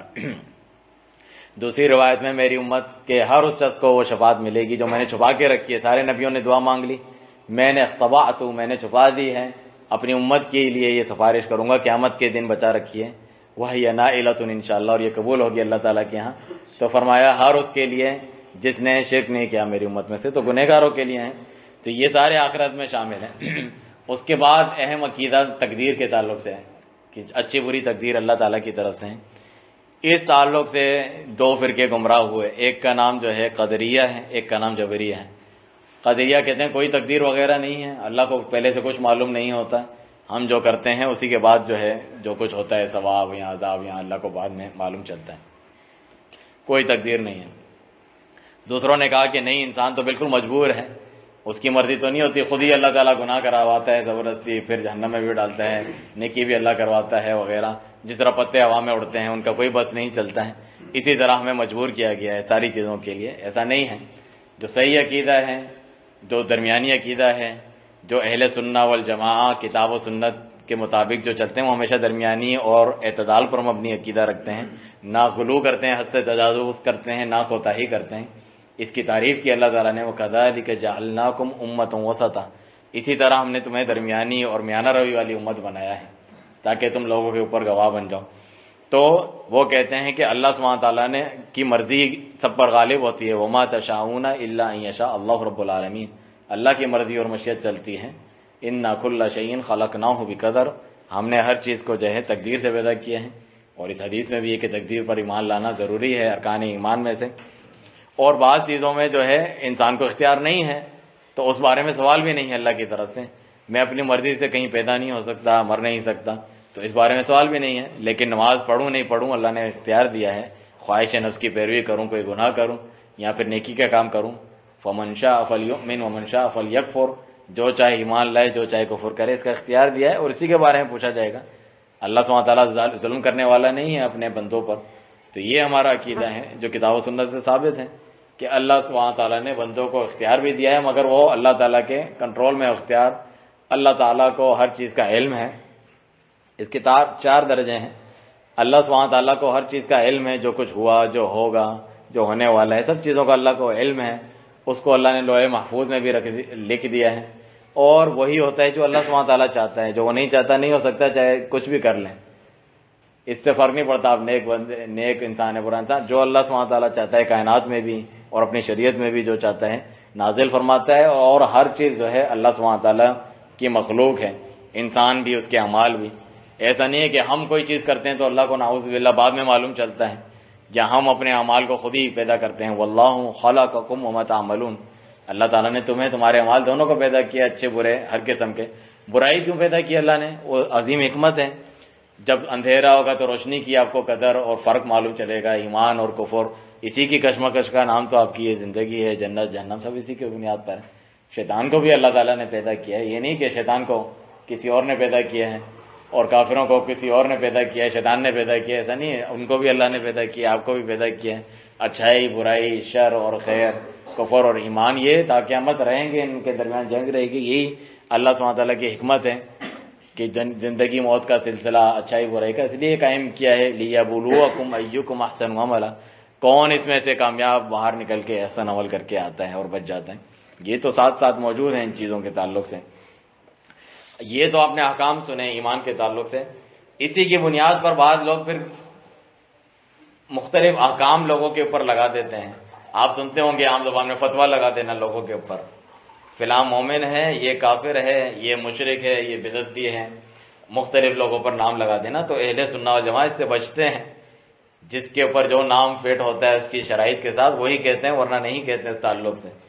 نہ کسی کے جنت میں جانے کی گواہی دیتے ہیں ہم، نہ جہنم میں جانے کی کہ پکا وہیں پر جائے گا. جو نیک مومنین ہیں ہم امید کرتے ہیں اور دعا کرتے ہیں وہ جنت میں جائیں، اور جو برے ہیں ان کے بارے میں ڈرتے ہیں کہ کہیں جہنم نہ چلے جائیں، اللہ انہیں جہنم سے بچائیں. یہ ہوتا ہے. پکا فلانا کافر کسی کو قرار دینا یعنی ہمیشہ کے لیے جہنم ہی ہے. اور اسی طریقے سے کسی کے جو ہے جیسے شہید ہونے کی گارنٹی دینا، فلانا شہید ہے وغیرہ، گویا کہ جنت میں بھیج رہے ہیں ہم اپنی مرضی سے. اللہ کی مرضی ہے، بس امید کرتے ہیں اور ان کے لیے ڈرتے ہیں. تو یہ ہمارا عقیدہ ہے. کفر کا اس طرح فتویٰ نہیں لگاتے. اگر چاہے کوئی کفریہ کام بھی کرے اس پہ حجت تمام ہونی چاہیے. ہو سکتا ہے وہ جاہل ہو سکتا ہے وہ جذبات میں اس نے کوئی کام کیا ہو سکتا ہے مجبوراً کسی نے کرایا ہو. قرآن میں الا من اکرہ وقلبہ مطمئن بالایمان، جسے مجبور کیا جائے کفر پہ اور اس کا دل ایمان پہ مطمئن ہو تو اللہ اسے نہیں پکڑتا ہے. وہ بہت سی احادیث ہیں. ایک شخص نے جو ہے اللہ نے جس کی توبہ قبول کرتا ہے اتنا خوش ہوتا ہے کہ وہ کہتا ہے اے اللہ تو میرا بندہ میں تیرا رب، جو کہ کفر کا کلمہ ہے. کیا کہنا چاہیے؟ اے اللہ تو میرا رب میں تیرا بندہ. کوئی کہے کہ اے اللہ تو میرا بندہ میں تیرا رب، یہ تو کفر بکرا ہے. لیکن وہ خوشی میں اس طرح اس کے عقل کام نہیں کہ اس نے خوشی میں بول دیا، تو اس پر کوئی کفر کا فتویٰ اللہ تعالیٰ کی طرف سے نہیں ہے اس حدیث میں، بلکہ اس کو خوبی کے طور پہ بیان کیا ہے. تو ایسی کچھ چیزیں ہوتی ہیں جس کی وجہ سے کفر کے فتوے نہیں لگتے. جہالت ہے مثال کے طور پر، معلوم ہی نہیں ہے اسے کوئی چیز، تو اللہ تعالیٰ فرماتا ہے وما كنا معذبین حتی نبعث رسولا. ہم کسی قوم کو عذاب نہیں دیتے جب تک رسول نہ بھیج دیں. رسول بھیجیں گے تو اس پہ حجت تمام ہوگی نا. میرے پاس تو اے اللہ تیری آیتیں ہی نہیں آئی، مجھے کیا پتا تھا کہ کفر کیا ہے، ایمان کیا ہے، شرک کیا ہے، عبادت کیسے کرنی ہے. تو یہ تمام چیزیں جو ہیں کسی پر رکاوٹ بنتی ہیں کہ ہم کافر کسی کو کہیں، مشرک کہیں، یا بدعت کے بھی جو احکام ہوتے ہیں کہ فلاں بدعت. ان چیزوں سے اہل سنت والجماعت جو ہیں پرہیز کرتے ہیں. جس پر شرائط پوری ہو جاتی ہیں اور جس کی تمام رکاوٹیں دور ہو جاتی ہیں اس پر جا کے یہ نام جو ہے علماء کرام ذکر کرتے ہیں اور اس کے اوپر یہ نام چسپاں ہو سکتے ہیں. کافی لمبا ہو گیا ہے، چل جاری رکھے لگے رہو کہہ رہے ہیں. عقائد میں سے ایک اہم عقیدہ اس کے بعد جو آتا ہے وہ صحابہ کرام رضی اللہ عنہم کے تعلق سے عقیدہ ہے. اور ہم تو توحید پہ صحیح ہیں بالکل، ایسے بہت سے آج کل آپ کو ملیں گے، لیکن صحابہ کرام کے تعلق سے صحیح ان کا عقیدہ نہیں ہے. جس طرح ایمان کے تعلق سے جو صحیح عقیدہ نہیں رکھتے تھے ان کو مرجئہ کہتے ہیں.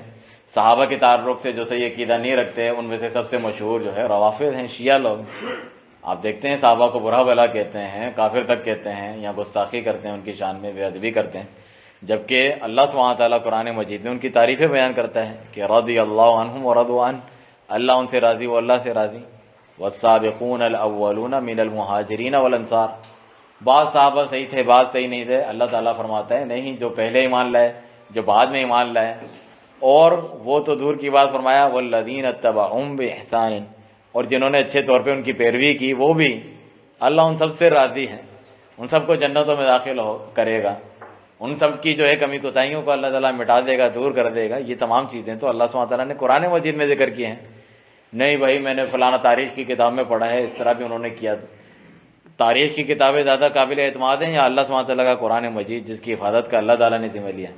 صحابہ کرام جو دوسری شخصیات کی طرح کوئی تاریخی شخصیتیں تھوڑی ہیں، یہ تو قرآنی شخصیتیں ہیں جو قرآن کے ذریعے سے ثابت ہوتی ہیں. نبی صلی اللہ علیہ وسلم نے ان کو چن لیا تھا، اپنے نبی کی رفاقت کے لیے اللہ نے چن لیا تھا. جس طرح عبداللہ بن مسعود فرماتے ہیں کہ اللہ تعالیٰ نے خود چنا صحابہ کرام کو اپنے نبی صلی اللہ علیہ وسلم کی رفاقت کے لیے، ان کے ساتھی بنانے کے لیے. سب سے اچھے دل والے تھے، تکلف نہیں کرتے تھے، سب سے زیادہ گہرے علم والے تھے وغیرہ، اور یہ ہدایت صحیح راستے پہ تھے جن کی پیروی کرنی چاہیے. اللہ نے تو ان کے نمونہ بنا دیا ہمارے لیے، جو آئندہ درس میں ذکر ہوگا کہ سلفی منہج کیا ہے کہ صحابہ کے طریقے پر چلنا، اس کو معیار بنا دیا. فَإِنْ آمَنُوا بِمِثْلِ مَا آمَنْتُمْ بِهِ فَقَدِ اهْتَدَوْا.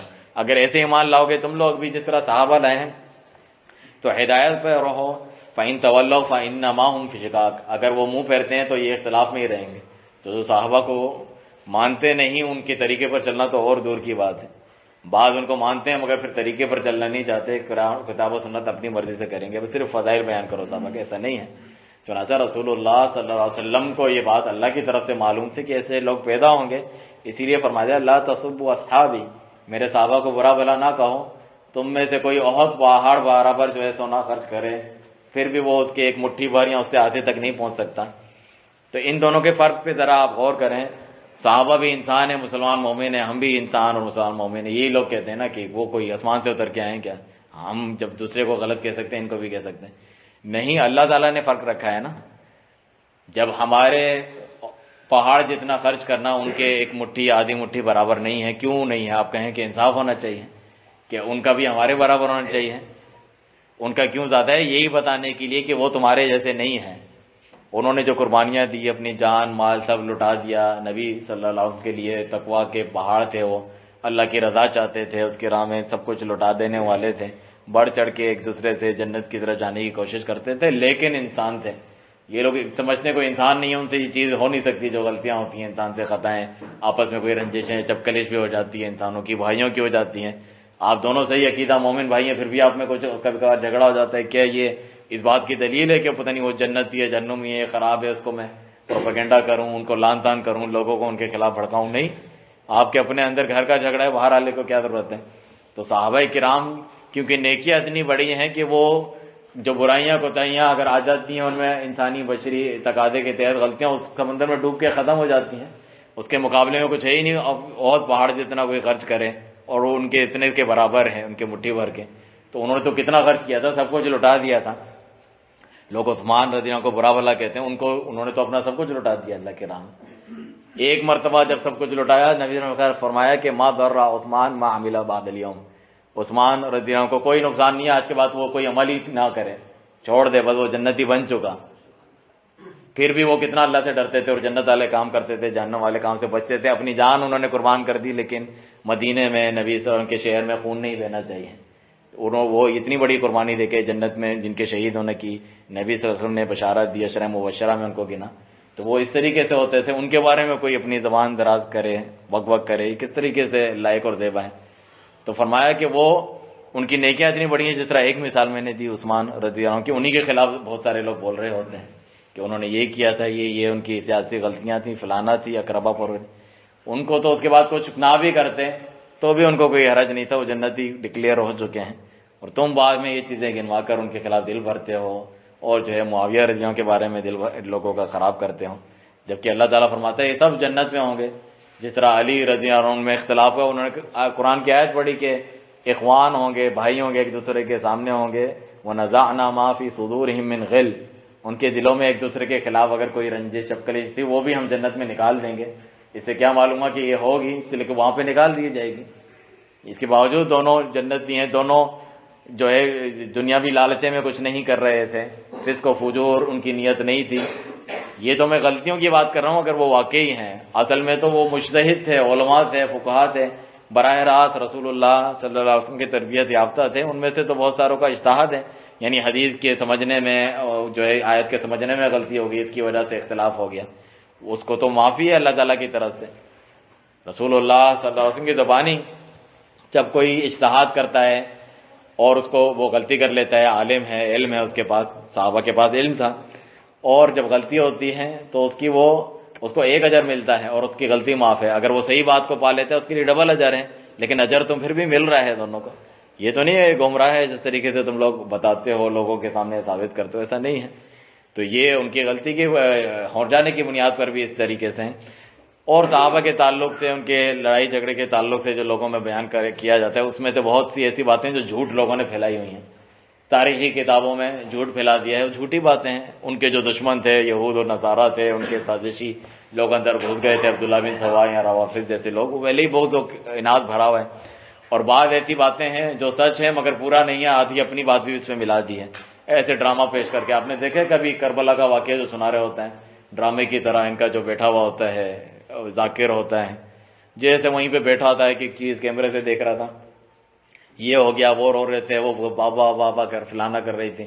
ہر سال اس کی کہانی ایک نئے طریقے سے کچھ نئی چیزیں اس کے اندر چٹپٹی ڈال دیتے ہیں. تو حق کے اندر بھی باطل کی آمیزش کر کے اس کی صورت بگاڑ دیتے ہیں. اور بعض ایسی باتیں ہیں جو بالکل صحیح بھی ہوں تو میں نے بتایا کہ وہ اجتہاد کی صورت میں معذور ہیں، یا اس کو غلط طریقے سے پیش کیا گیا ہے لوگوں کے سامنے. آپ موجودہ جو دیکھتے نہیں ہیں منافقین نبی کریم صلی اللہ علیہ وسلم کے دور میں گھسے ہوئے جو ہے سازشیں کرتے تھے. آپ صلی اللہ علیہ وسلم کو زہر تک دے دیا تھا جو اللہ تعالیٰ نے آپ کو اطلاع دے دی، مگر پھر بھی آخری وقت تک آپ نے کہا مجھے اپنی رگ میں اس کی تکلیف محسوس ہو رہی ہے. تو صحابہ کرام کو کیسے چھوڑیں گے؟ سامنے دو بدو تو مقابلہ نہیں کر سکتے یہود و نصارہ. ان کی صفوں میں گھسو اور وہ اس کی طرفداری کرے، صحابی کی اس کی کرے، اس کے خلاف بھڑکائے، اس کے قریبی لوگوں کو اس کو بھڑکائے. اور جب وہ دونوں لڑنے بھی نہیں آئے ہیں، مثلاً جو ہے معاویہ یا علی ہوں یا عائشہ رضی اللہ عنہا جو طلحہ زبیر تھے، جنگ جمل یا صفین وغیرہ ہو، وہ لڑنے نہ بھی آئے ہوں، اپنے اپنے کیمپ وہاں پہ ان کے لگے ہوں، مذاکرات کرنے آئے ہیں یا بات کرنے آئے ہیں یا سمجھنے آئے ہیں، فہم تفہیم کرنے آئے ہیں. اور یہ جو منافقین اندر گھسے تھے، ہمارا تو کام خراب ہو جائے گا. یہ لوگ آپس میں بات کریں گے اور بتائیں گے اس نے یہ بتایا تھا، اس نے، ہم پکڑے جائیں گے، ہم تو مارے جائیں گے.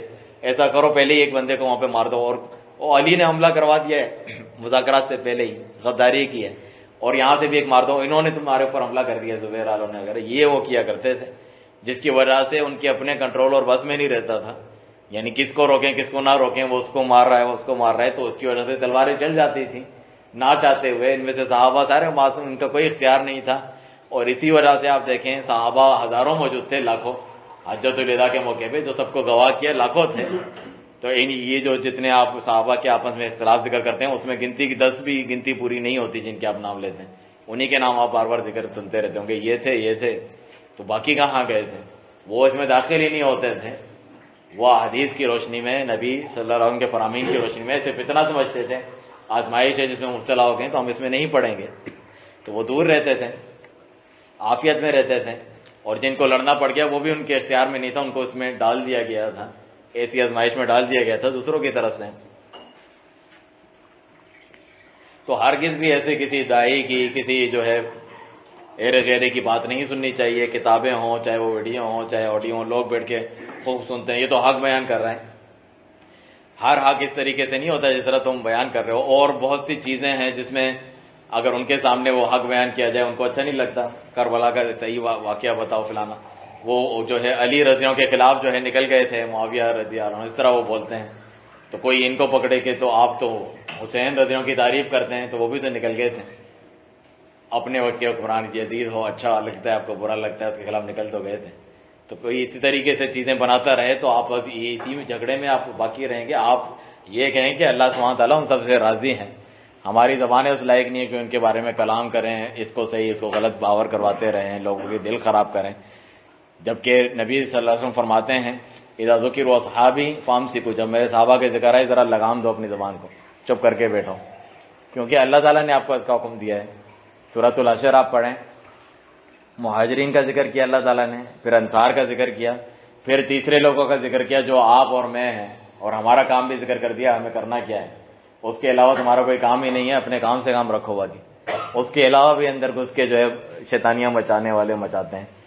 والذین جاءوا من بعدہم، جو مہاجرین انصار صحابہ کے جو بعد ہیں ان کا کیا کام ہے؟ والذین جاءوا من بعدہم یقولون ربنا اغفر لنا ولاخواننا الذین سبقونا بالایمان، اے اللہ ہمیں بھی بخش دے، ہمارے ان بھائیوں کو، صحابہ مہاجرین انصار کو بھی بخش دے جو ہم سے پہلے ایمان لانے میں سبقت لے چکے، ہم سے پہلے یہ سارے کام کر چکے ہیں. ربنا انک رؤوف الرحیم، تو بڑا شفقت فرمانے والا رحم کرنے والا ہے ہمارے رب، تمہارا تو بس یہ کام ہے، نہ کہ جو کام لوگوں نے لگائے ہوئے ہیں اور اپنی اور دوسروں کی آخرت خراب کر رہے ہیں۔ تو یہ صحابہ کے تعلق سے ہمارا عقیدہ ہے، نہ ہم رافضیوں کی طرح ہیں جو شیعہ جو صحابہ کو برا بھلا کہتے ہیں، اور نہ ناصبی بھی ایک لوگ ہوتے ہیں جو اہل بیت کو برا بھلا کہتے ہیں۔ اہل بیت سے بھی ہم محبت کرتے ہیں، آپ بس صحابہ کرتے ہیں، اہل بیت کا ذکر نہیں کرتے ہو تو ہم شیعہ ہیں، ہم عاشقان اہل بیت ہیں اور فلانا ڈھمکانا ہے۔ اہل بیت خود صحابہ ہیں، ہم تو یہ کہتے ہیں کہ اہل بیت یعنی نبی صلی اللہ علیہ وسلم کے گھر والے جو ہیں ان کو ڈبل فضیلت حاصل ہے کہ وہ نبی صلی اللہ علیہ وسلم پر ایمان بھی لائے اور ساتھ میں آپ کے گھر والے بھی ہیں جن کے جو ہے زیادہ ان کا خیال رکھا جاتا ہے، اور صحابہ نے رکھا بھی، ابو بکر عمر وغیرہ سب نے رکھا جن کو تم مانتے نہیں ہو، ان کے اچھے تعلقات تھے آپس میں۔ صحابی کی صحیح تعریف کیا ہے؟ جو رسول اللہ صلی اللہ علیہ وسلم پر ایمان لایا، یعنی آپ کو دیکھا، آپ پر ایمان لایا، وہ مات علی ذلک، اسی پر وہ فوت ہوا۔ اگر کوئی مرتد ہو گئے تھے وغیرہ بعد میں جو لوگ ہیں وہ صحابی میں شامل ہی نہیں ہیں کیونکہ اس کی ایمان پر موت نہیں ہوئی۔ اسی طرح کوئی اہل بیت ہو، رسول اللہ صلی اللہ علیہ وسلم کے قبیلے کنبے کا ہو لیکن وہ ایمان نہیں لایا تو وہ بھی اہل بیت میں سے نہیں ہے۔ ابو طالب ایمان نہیں لائے تو وہ اہل بیت میں سے نہیں ہے، صرف قرابت دار ہونا تو ان کو کوئی فائدہ نہیں پہنچا سکا۔ دوسری طرف جو ہے سلمان فارسی وہاں سے ایمان لائے، صہیب رومی روم سے آئے، بلال حبشی حبشہ سے آئے، تو وہ نبی صلی اللہ علیہ وسلم کے قریبی ہیں، صحابہ ہیں، ساتھی ہیں۔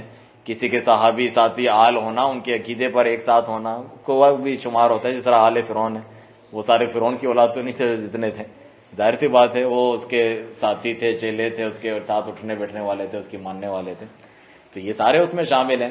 صحابہ کرام، اہل بیت، ان سب پر ہم ایمان لاتے ہیں۔ جتنی حدیثیں ہم بیان کرتے ہیں، آپ یہ ہم تو امہات المومنین کو بھی جو ہے گھر والیوں میں شمار کرتے ہیں، تم تو کہتے ہو وہ بھی نہیں ہے۔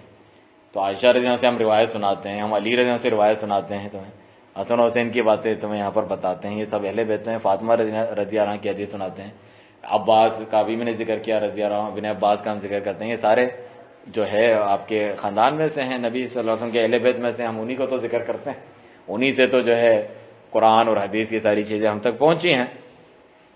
چنانچہ یہ غلط پروپیگنڈا ہے جو لوگ کرتے ہیں۔ اسی طرح عقیدے میں سے اہم عقیدہ، انشاءاللہ بس یہ دو عقائد مختصر ذکر کر کے بات ختم کرتے ہیں، اس میں بھی بڑی گمراہی ہے اور میں نے ابھی درس سے پہلے الگ سے بھی ذکر کیا، وہ ہے طاعت ولی الامر۔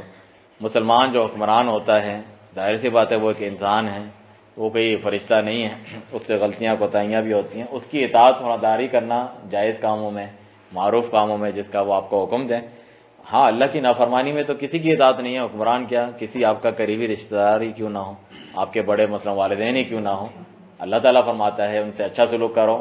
وَإِن جَاهَدَاكَ أَن تُشْرِكَ بِي مَا لَيْسَ لَكَ بِهِ عِلْمٌ، اگر والدین تمہیں دباؤ ڈالیں کہ تم میرے ساتھ شریک کرو کسی کو، فَلَا تُطِعْهُمَا، تو ان کی فرمانبرداری نہ کرو، وَصَاحِبْهُمَا فِي الدُّنْيَا مَعْرُوفًا، لیکن دنیاوی طور پہ پھر بھی ان کے ساتھ اچھے طریقے سے چلو۔ تو یہ حکمران کی اطاعت کا عقیدہ لوگ تانا دیتے ہیں، سلفیوں نے اپنی طرف سے نکال دیا۔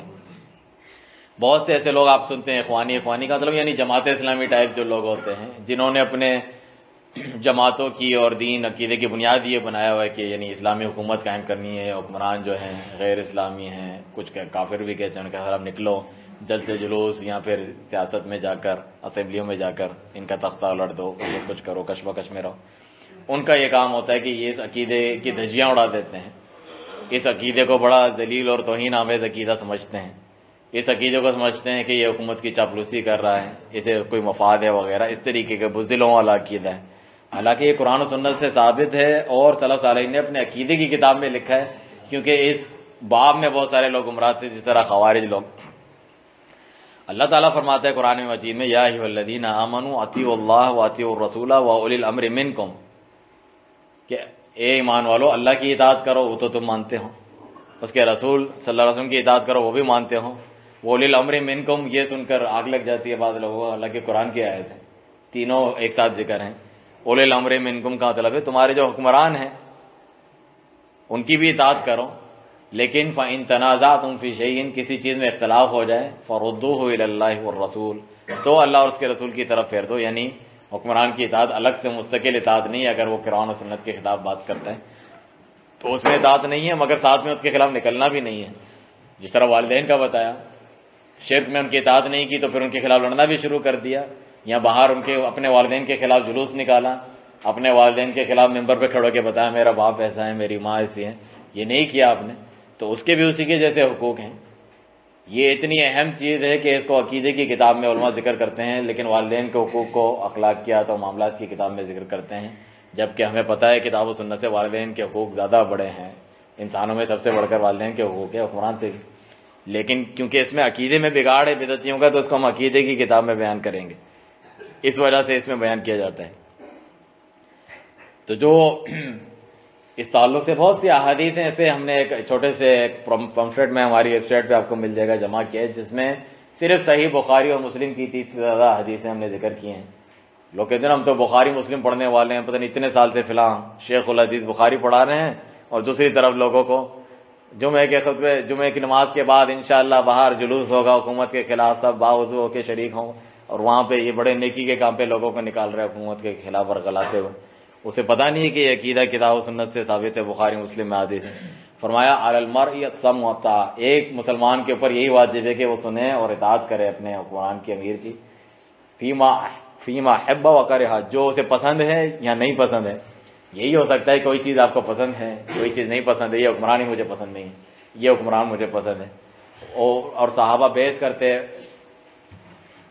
عبادہ بن سامت رضی اللہ عنہ فرماتے ہیں ہم نے بیعت کی نبی صلی اللہ علیہ وسلم سے کہ ہم اطاعت کریں گے اپنے حکمران کی، جو بھی آ جائے، فی منشطینا و مکرہینا، چاہے ہم چاہیں یا دل نہیں چاہ رہا ہو، پھر بھی یہی ہوتا ہے، کبھی دل چاہ رہا ہے کبھی نہیں چاہ رہا، ہر حالت میں کہا فی عسرینا و یسرینا، چاہے آسانی اور خوشحالی ہو یا بدحالی ہو، ہر حال میں اس کی سنیں گے، اطاعت کریں گے۔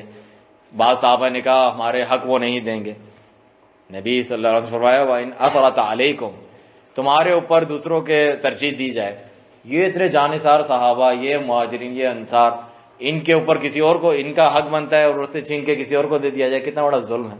ابھی بھی یہی ہوتا ہے نا کہ عوام کے جو حقوق بنتے ہیں وہ نہیں دیتے، حکمران کھا جاتے ہیں، غصب کر لیتے ہیں، اپنے رشتہ داروں کو نوازتے ہیں، کسی کو محروم کر دیتے ہیں۔ چاہے وہ تمہارے ساتھ یہ بھی کریں، پھر بھی جو ہے تمہیں سننا ہے اور اطاعت کرنا ہے۔ ایک حدیث میں وَإِنْ ضَرَبَ ظَهْرَكَ وَأَخَذَ مَالَكَ، تمہاری کمر پہ کوڑے مارے ہیں، اس سے بڑھ کے کیا ظلم ہے، اور ساتھ میں مال بھی چھین لے سارا۔ یہ لوٹ کھسوٹ کے چلے گئے سارے بدعنوان کرپٹ حکمران وغیرہ، یہی ہمارا اڑنا بچھانا بچھونا اور رونا ہوتا ہے نا، یہ ہم اس کو دینی اور اسلامی انقلاب سمجھتے ہیں ان باتوں کو۔ تو یہ ساری چیزیں تو نبی پاک صلی اللہ علیہ وسلم نے پہلے ہی ذکر کر دی ہیں، کوئی نئی چیز تو نہیں ہے۔ جو سنت پہ نہیں چلتے ان کے لیے نئی چیز ہیں اور پریشان ہوتے ہیں، لوگوں کو بتاتے پھرتے ہیں، بیٹھے ہوئے جو ہے ان کے تبصرے چلتے رہتے ہیں اور لوگ سنتے رہتے ہیں ان کے سارے غرض اور خباثتوں کو۔ یہ چیزیں سنت میں پہلے موجود ہے، ایسے آئیں گے جن کے دل شیاطین کے ہوں گے، سنت پہ نہیں چلیں گے، ہدایت پہ، پھر بھی کہا ان کی سنو اور اطاعت کرو، معروف ہے ان کے خلاف نہ نکلو، یہاں تک کہ کوئی واضح کھلم کھلا تم کفر دیکھو، اللہ کے پاس سے تمہارے پاس دلیل و برہان ہو، اور تم جب نکلو تو اس کی وجہ سے مسلمانوں کو کوئی نقصان نہیں ہو۔ یہ ساری چیزیں دیکھنے کے بعد، اور یہ کبھی ہوتا ہی نہیں ہے، یہ تو اس سے کم چیزوں پر، مجھے فلاں پلاٹ نہیں دیا، اس کو یہ نہیں دیا، بے روزگاری، لوڈ شیڈنگ وغیرہ، اس پہ نکلنے کو وہ لوگ کہتے ہیں، حالانکہ ایسا نہیں ہے۔ یہ تو معمولی چیزیں ہیں، یہ تو دنیا کی باتیں ہیں جس کی وجہ سے تم اتنے پریشان ہوتے اور لوگوں کو کرتے ہو۔ چنانچہ رسول اللہ صلی اللہ علیہ وسلم کے دور میں حدیث بیان کر رہا تھا کہ ذوالخویسرہ ایک آدمی تھا، وہ رسول اللہ صلی اللہ علیہ وسلم پر اعتراض کرنے لگا کہ اے عدل یا محمد فإنک لم تعدل، اے محمد بدتمیزی سے، حالانکہ رسول اللہ کہنا چاہیے، اللہ نے منع کیا ہے، ادب سکھایا ہے قرآن نے، تو بدتمیزی سے کہا اے محمد صلی اللہ علیہ وسلم عدل کرو، تم عدل نہیں کر رہے، یہ کیا وہ نئے نئے آئے ہیں اسلام لا کے، قبیلے کے بڑوں کو ان کو زیادہ دے رہے ہو، اور یہ جو پرانے جانثار صاحب ہیں ان کو کم مل رہا ہے، یا ان کو دے ہی نہیں رہے بلکہ دیا ہی نہیں۔ تو صحابہ نے کہا ہم اس کی گردن اڑا دیں، منافق نبی صلی اللہ علیہ وسلم پر اعتراض کرتا ہے۔ آپ نے بھی فرمایا وہی لگا، تیرے لیے مصیبت، تیرے لیے بربادی ہو، اگر میں عدل نہیں کروں گا فمن عادل، تو پھر کون عدل کرے گا؟ میرے پاس صبح شام اللہ کی طرف سے آسمان سے وحی آتی ہے اور میں عدل نہیں کروں گا، میں تو سب سے زیادہ عدل انصاف کرنے والا ہوں، اور میں خسارہ پانے والوں میں سے ہو جاؤں گا اگر میں عدل و انصاف نہ کروں۔ تو آپ تو کر رہے تھے، تو صحابہ کو منع کیا کہ اس کو نہ مارو، اس کے ایسے ساتھی نکلیں گے قیامت تک نکلتے رہیں گے، جن کی نمازوں کے آگے تم اپنی نمازوں کو کم سمجھو گے، جن کے روزوں کے آگے اپنے روزوں کو کم سمجھو گے، جن کی تلاوت قرآن کے آگے اپنی تلاوت قرآن کو کم سمجھو گے۔ دیکھیں کتنے عبادت گزار اور دینی لوگ ہیں، حلیہ بھی ان کا دینی ہے، توحید کا نعرہ بلند کرتے ہیں، لیکن دین سے ایسے نکل جائیں گے جیسے کہ تیر شکار سے آر پار ہو جاتا ہے، ثم لا یعودون، واپس لوٹ کے نہیں آئیں گے، اپنی اسی فکر پہ رہیں گے۔ تو صحابہ کرام کو یہ نشانی بتا دی تھی، اور انہوں نے ان کے فرمایا کہ اس شخص کے لیے خوشخبری ہے جو ان کے خلاف لڑے گا. ہم تو صرف ان کے خلاف باتیں کرتے ہیں، لوگ کہتے ہیں ان کے خلاف باتیں نہیں کرو تو اچھی سوچ والے دینی لوگ ہیں. جو ان کے خلاف لڑے گا، قتل کرے گا، اس کے لیے خوشخبری ہے. جو اس کے ہاتھوں مارا جائے گا اس کے لیے بھی خوشخبری ہے، اجر ہے قیامت کے دن اللہ سبحانہ تعالیٰ کی طرف سے. کتنے جو ہے ان کے بارے میں سخت وعیدیں سنائی گئی ہیں. یقولون بقول خیر البریہ، اچھی باتیں کریں گے، بڑی سب سے اچھی مخلوق کی بات یعنی کتاب و سنت نبی صلی اللہ علیہ وسلم کی فرامین بتا رہے ہوں گے اپنے معنی میں، آیتیں اللہ کی بتائیں گے. جس طرح انہوں نے نعرہ بھی بلند کیا تھا ان الحکم الا للہ، جو میں نے پہلے بھی مثال دی کہ اللہ کا ہی حکم ہونا چاہیے. علی رضی اللہ عنہ کافر ہے، یہ اپنا حکم کیوں چلا رہا ہے، یہ فلان نے کو اس نے فیصلہ کرنے والا کیوں بنایا، اپنی کم عقلی میں اتنی بکواس. تو انہوں نے یہ کہا کہ بات اللہ کی آیت تو صحیح ہے، ان کا فہم صحیح نہیں ہے، یہ اس کو سمجھ صحیح نہیں رہے. تو ایسے لوگ گمراہ ہیں. ان کا سب سے بڑا قصور کیا ہے؟ حکمرانوں کے خلاف نکلنا، کیونکہ خارجی جو آپ نام سنتے ہیں خروج کا مطلب ہے نکلنا. اور ان کی گمراہیاں تو بعد میں ان کے اندر آتی رہی، اصل ان کا نام ہی اس وجہ سے پڑا ہے کہ یہ نکلتے ہیں. تو خارجی تو وہی ہوتا ہے کہ جو تلوار سے نکلے جس طرح وہ لوگ نکلے تھے، یا اپنی زبان سے بھی وہ اس کے حکمران کے خلاف بات کرتا ہے، جس طرح نبی صلی اللہ علیہ وسلم پر اس نے اعتراض کیا تھا، اس نے تو کوئی تلوار نہیں نکالی. لوگ صرف کہتے ہیں جو تلوار سے نکلے وہ خارجی ہے، باقی ہم جو چاہیں بولتے رہیں. قرآن کے درس کے نام پر جو ہے قرآن کے درس ہو رہے ہوتے ہیں، قرآن اکیڈمی کوئی فلانا ہے تو وہاں پر آیتوں کی تفسیریں یہی ہو رہی ہوتی ہیں، اقامت دین کریں، دین قائم کریں، حکمرانوں کے خلاف نکلیں، خروج کریں. تو یہ زبان سے ہوتا ہے، بلکہ شیخ صالح الفوزان حفظہ اللہ فرماتے ہیں دل تک سے خروج ہوتا ہے. ہم نے ایمان کی تعریف پڑھی کہ وہ ہاتھ سے بھی عمل ہے، زبان سے بھی اقرار ہے، اور دل سے بھی. تو دل سے بھی کوئی عقیدہ نہیں رکھتا کہ یہ جو میرے ملک ریاست یا وطن ہے مسلمانوں کا، اس کا حکمران میرا ولی امر نہیں ہے. اور قرآن و سنت میں جو امیر کی اطاعت کا لفظ ہے، حکمران کی اطاعت، سلطان کی اطاعت وغیرہ، اس سے یا خلیفہ کی اطاعت وغیرہ، اس سے مراد یہ ہے حکمران نہیں ہے میرے یہ جو ملک میں. تو ایسے شخص کو ڈرنا چاہیے کہ وہ جاہلیت کی موت مرے گا. مات امیتۃ جاہلیہ، جاہلیت کی موت وہ مر سکتا ہے. چونکہ یہ اس قسم کے جو عنوان ہے جس میں تھوڑی بات میں نے کم کی ہے، اس میں تفصیلی بھی انشاءاللہ آگے بات کرنی ہے، اس لیے میں اس کو یہیں پر ختم کرتا ہوں. آخری ایک اہم چیز جو ہے وہ ہے کرامات اولیاء. یہ تو وہابی لوگ ہیں، یہ اولیاء کو مانتے نہیں ہیں، ان کی کرامات کو نہیں مانتے. بالکل مانتے ہیں، ہمارا تو یہ عقیدہ ہے، کتاب و سنت سے ثابت ہے. جس طرح میں نے آپ کو بتایا کہ بعض لفظ ہیں بس انہوں نے سن لی ہیں، پھر اس کی مرضی سے جو ہم اس کی چاہے تفسیر کریں. انبیاء کرام کے معجزات بالکل برحق ہیں. اولیاء کرام کے جو کرامات ہوتی ہیں، اللہ سبحانہ تعالیٰ کی طرف سے کچھ چیزیں معلوم ہو جانا کبھی اور کبھی نہیں معلوم ہونا، اللہ سبحانہ تعالیٰ کی طرف سے کوئی چیز جو ایک عام انسان نہیں کر سکتا ان کے ساتھ ہو جانا. بغیر موسم کے پھل آ جاتے تھے مریم علیہ السلام کے پاس، قرآن میں موجود ہے کہ وہ کہتی تھی کہ اللہ تعالیٰ کی طرف سے ہیں، جب زکریا علیہ السلام آ کے ان سے پوچھتے تھے. اسی طرح بہت ساری جگہوں پر اللہ تعالیٰ کی مدد صحابہ کرام کے لیے آتی تھی، کسی کی لاٹھی روشن ہو جاتی تھی. تو یہ تمام چیزیں کرامات ہیں جو اللہ تعالیٰ کے نیک بندوں کے لیے ہیں. الا ان اولیاء اللہ لا خوف علیہم ولا هم يحزنون. اللہ کے جو اولیاء ہیں، جو اللہ کے دوست ہیں، ان پر کوئی خوف اور غم نہیں ہوگا. ان کی صفت کیا ہے؟ الذین آمنوا وکانوا یتقون، جو ایمان لاتے ہیں اللہ کا تقوی اختیار کرتے ہیں. ابھی جو میں نے ایمان کی ساری تفصیل بیان کی، یہ جو صوفی کہلاتے ہیں یہاں پر، یہ تو سارے شرکیہ بدعہ قبر پرستی والے عقیدے رکھتے ہیں. یہ کہاں سے الذین آمنوا وکانوا یتقون ہے؟ وہ تو ہر برائیوں میں پڑے ہوتے ہیں. ہمارا دل اللہ تعالیٰ تک پہنچ چکا ہے، اب ہمارے لیے کوئی حرام چیز حرام نہیں ہے، نہ ہمارے اوپر نماز واجب ہے. ہمارا ایک مرکز ہے مکتبہ سلفیہ اسلام آباد میں، کچھ دنوں پہلے وہاں پر ایک دوست آیا، وہ اچھے عقیدے والا سلفی بن گیا تھا. وہ اپنے والد کے بارے میں بتا رہے کہ وہ صوفی ہیں اور حلولی وحدت الوجودی ہیں، کہ وہ کہتے ہیں اللہ میرے اندر آ گیا، میں خود اللہ بن گیا ہوں، اب مجھے نماز پڑھنے کی ضرورت نہیں ہے. تو ان کو یہی سکھاتے ہیں کہ بندہ عبادت کرتے کرتے اس درجے پہ پہنچ جاتا ہے، وہ کہتے ہیں اوتار بن گیا ہم، اللہ خود اس کے اندر آ گیا ہے، وحدت الوجود کا جو عقیدہ ہوتا ہے. تو یہ کہاں سے اولیاء؟ یہ تو اولیاء الشیطان ہیں. اللہ تعالیٰ نے صرف ایک اولیاء کا ذکر نہیں کیا ہے، اولیاء الرحمن کا بھی ذکر کیا ہے، اولیاء الشیطان کا بھی ذکر کیا ہے. کچھ اللہ رحمان کے دوست ہوتے ہیں، کچھ شیطان کے بھی دوست ہوتے ہیں. ایک جیسی حرکتیں کچھ ایسی ہوتی ہیں کہ لوگوں کو سمجھ میں نہیں آتا کہ یہ جادوئی کرتا ہوئے شیطان والا ہے یا اصل میں واقعی کرامت ہے، جس کی وجہ سے یہ لوگوں کو خوب گمراہ کرتے ہیں، بتاتے ہیں فلاں یہ اڑ رہا ہے، پانی پہ چل رہا ہے. وہ شیاطین ہوتے ہیں بہت سارے لوگ، اس کو کہتے ہیں استدراج، اللہ کی طرف سے ڈھیل دی ہوئی ہوتی ہے. کیسے معلوم چلے کہ یہ اولیاء کی کرامت ہے اور وہ جو ہے شیطانی کھیل ہے؟ ایک تو بہت اچھی کتاب ہے الفرقان بین اولیاء الرحمن و اولیاء الشیطان، یہ امام ابن تیمیہ رحمہ اللہ کی. باقی قرآن و سنت سے ثابت ہے. یعنی جو خود اپنی ولایت کا دعویٰ کرتا پھرے، یہ ولایت کو بھی کوئی ایک الگ درجہ سمجھتے ہیں، جیسے نبوت کسی کو مل جاتی ہے تو یہ ولی ہے. ہر مومن جو ہے وہ اللہ کا ولی یعنی دوست ہے. اللہ کے دشمن ہے کیا آپ؟ بھلے آپ گنہگار ہیں، آپ کہتے ہیں میں اللہ کا دشمن نہیں، میں بھی اللہ کا دوست ہوں. کوئی کم دوست ہے، کوئی زیادہ دوست ہے، کوئی زیادہ قریب ہے اللہ تعالیٰ کے. یہ نہیں کہ آسمان سے اتر کے یہ کہتے ہیں کوئی ولایت آئی ہے جس طرح وحی آتی ہے، ان کو کوئی کشف الہام ہوتا ہے یہ ولایت کے درجے پہ پہنچ چکا ہے. اب یہ چیزیں اس کے اوپر خاص ذکر آیا ہے جس طرح وحی آتی ہے. اس کے خاص ماننے والے ہیں چشتی، قادری، نقشبندی، سہروردی، مختلف شاذلیہ اور مختلف تیجانیہ سلسلے ہیں عرب میں. تو اس سلاسل سے یہ لوگ چلتے ہیں کہ شریعت سے ہٹ کے ایک تصوف کا بھی طریقہ ہے اپنی طرف سے. ایک ظاہر قرآن کا ہوتا ہے، ایک باطن ہم جو اس کی تفسیر کریں گے، ہم ڈائریکٹ اللہ تعالیٰ سے سیکھتے ہیں، ہمارے دل پر آتی ہیں یہ باتیں. یہ سب شیطانی کھیل ہے. اللہ کے ولی جو جس سے کرامت ظاہر ہو وہ دیکھا جائے گا کہ وہ نبی صلی اللہ علیہ وسلم کی سنت پر چلتا ہے، صحیح عقیدے والا ہے. تو اس سے معلوم چلے گا کہ پھر وہ اپنی ولایت کی طرف نہیں بلاتا پھرتا، وہ دعویٰ نہیں کرتا میرے پاس یہ کنٹرول اور طاقت آ گئی ہے کہ میں اب جب چاہوں یہ کرامت ظاہر کر سکتا ہوں. ایسا نہیں ہے. وہ تو خود بخود ہو گئی، اسے خود بھی نہیں پتا تھا یہ کیا ہو گیا میرے سے. وہ اسے چھپانے کی بلکہ کوشش کرتا ہے کہ میں لوگوں میں مشہور نہ ہو جاؤں، میں تو اللہ کے لیے خالص فلاح کام کیا تھا. یہاں تو بڑے دھڑلے سے دعویٰ کرتے ہیں اور وہ ان کو پکارتا ہے، اس کو شرک سکھاتے ہیں. وہ کشتی کو وہاں جا کے کاندھا دے کر نکال کے آتے ہیں. وہ کشتی اتنے عرصے پرانی ڈوبی ہوئی وہ نکالتے ہیں. غوث اعظم اور فلانا جو ہے مہاجر مکی بھی جاتے ہیں، وہ کاندھے پر جو ہے کشتی کو نکال کے آتے ہیں اور وہ جہاں سے پکارتے ہیں ساری دنیا میرے ہتھیلی میں ایک رائی کے دانے کی طرح ہیں. غوث اعظم فرماتے ہیں. اس طریقے کی وہ باتیں کرتے ہیں. یہ چیزیں تو خود نبی صلی اللہ علیہ وسلم کے پاس، جن کا سب سے بڑے اللہ تعالیٰ نے معجزات دیے، ان کے لیے ثابت نہیں. تم کہہ رہو یہ ان کے پاس اور یہ اختیارات دے دیے ہیں. یہ ولی کا مطلب یہ سمجھتے ہیں خود وہ اللہ بن گیا ہے. نعوذ باللہ. بہت سارے علاقوں کے کام اب اللہ تعالیٰ نے نعوذ باللہ چھوڑ دیے ہیں.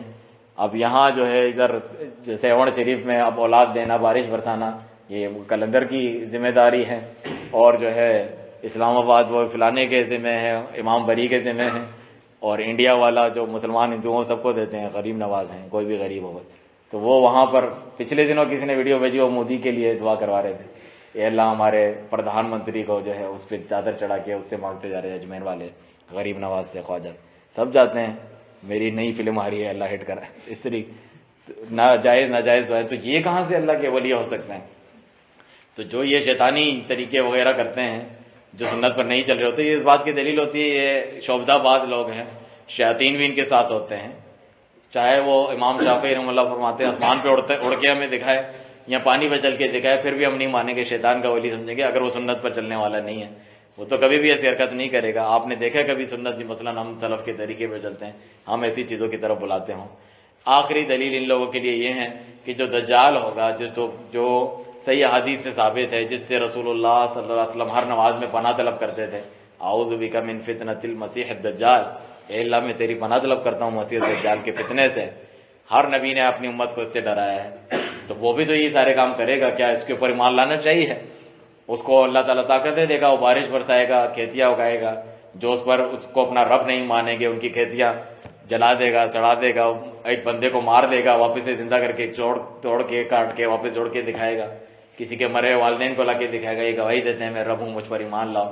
تو یہ سارے رب والے کام بطور آزمائش اللہ تعالیٰ اس کو دے گا. وہ تو کر رہا ہوگا جو تم اپنے ولیوں کی جھوٹی کہانیاں کہاوتیں لوگوں کو بتاتے ہو، اس سے بڑھ کر وہ یہ کام کر رہا ہوگا اللہ تعالیٰ کی اجازت سے بطور آزمائش کے. تو پھر اس پر ایمان لانا چاہیے، وہ بھی اللہ کا ولی ہے. لیکن نہیں، وہ تو بطور آزمائش کے ہیں، اس پہ جو ایمان لائے گا بلکہ وہ کافر ہو جائے گا. اس پر ایمان لایا، اللہ تعالیٰ کے ساتھ اس نے کفر کیا. مومن جب اس کو دیکھے گا اور وہ یہ حرکتیں کر رہا ہوگا، اس مومن کے ساتھ کرے گا، اس کو مارے گا، کاٹے گا، واپس زندہ کرے گا. وہ جو پکا مومن ہوتا ہے وہ کہے گا میرا ایمان اور بڑھ گیا کہ تو کافر ہے، تو دجال ہے، شیطان ہے. ہمارے نبی نے یہ دلائل بتائے تھے تیرے بارے میں، یہ نشانیاں بتائی تھی. تو ہمارا عقیدہ ایسا پختہ ہو نا کہ یہ ساری چیزیں ہمیں جو بتاتے ہیں مختلف ڈرامہ بازیاں یہ اپنے اولیاء وغیرہ کے تعلق سے، تو ہم اس کو نہیں مانیں گے اگر وہ کتاب و سنت اور صحابہ کے طریقے کے مطابق نہیں. صحابہ سے بڑھ کر ولی ہیں کیا ان کے؟ پاکستان، انڈیا اور مختلف جگہوں والے، عرب اور یہ بغداد والے اور فلانا والے، ان سے بڑھ کر تو ان سے کوئی کرامتیں اتنی زیادہ ثابت نہیں ہیں. یہاں ہوں گی تو وہ بتاتے نہیں پھرتے لوگوں کو. اور یہ جو ہے ثابت بھی ہیں، میرے پاس آؤ مانگو میں یہ کر کے دکھا دوں گا، وہ کر کے دکھا دوں گا.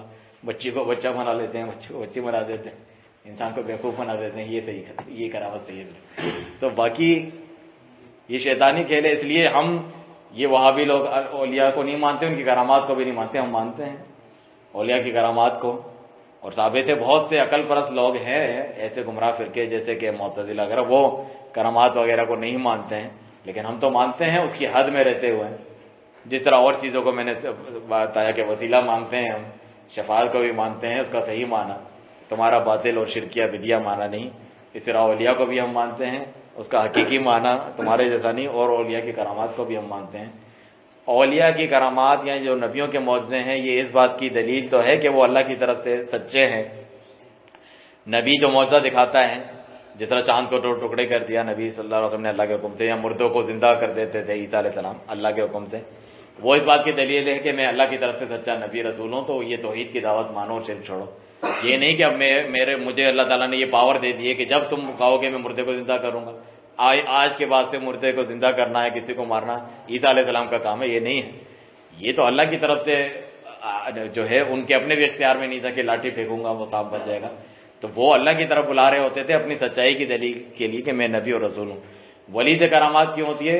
یہ بتانے کے لیے کہ یہ جس نبی کا پیروکار ہے وہ سچے نبی ہیں، اس لیے اللہ تعالیٰ نے اس کو ایک تو یہ عزت بخشی ہے کہ اس کو یہ اس کے ہاتھ سے یہ صادر ہو گئی، اپنی مرضی سے نہیں، یہ کرامات اس کے ہاتھ سے ہو گئی، صادر ہو گئی، اس کے ہاتھ سے یہ ظاہر ہو گئی کہ وہ جس نبی کی پیروی کر رہا ہے سچا نبی ہے۔ انسان کے اپنے ایمان میں اضافہ ہوتا ہے، اللہ سے مزید وہ ڈرتا ہے کہیں آزمائش نہ ہو، اللہ کی پکڑ نہ ہو وغیرہ وغیرہ، یہ اور جو ہے اولیاء کے ہاتھ سے جو کرامات ہوتی ہے۔ لیکن پھر اس کا بھی اولیاء کی کرامات کا مطلب نہیں اب اس کو یہ پاور مل گئی ہے، ہمیشہ کے لیے مل گئی ہے، اب وہ یہ کر سکتا ہے جو چاہے کر سکتا ہے، مردے کو زندہ وہ جو ہے آسمان سے بجلیاں روک سکتا ہے، پھینک سکتا ہے، یہ ساری چیزیں وغیرہ لوگوں نے جس طرح بنائی ہوتی ہے، یہ اس بات کی دلیل نہیں ہے۔ تو ہر چیز کو اپنی جگہ پر رکھ کر ہم سمجھتے ہیں، اسی لیے اہل سنہ والجماعہ کا جو عقیدہ میں نے ذکر کیا یہ اعتدال پر مبنی، میانہ روی پر مبنی عقیدہ ہے۔ اللہ تعالیٰ اسی عقیدے پر ہمیں زندہ رکھے، اسی پر ہمیں وفات دے۔ وسبحانک اللہم وبحمدک، اشہد ان لا الہ الا انت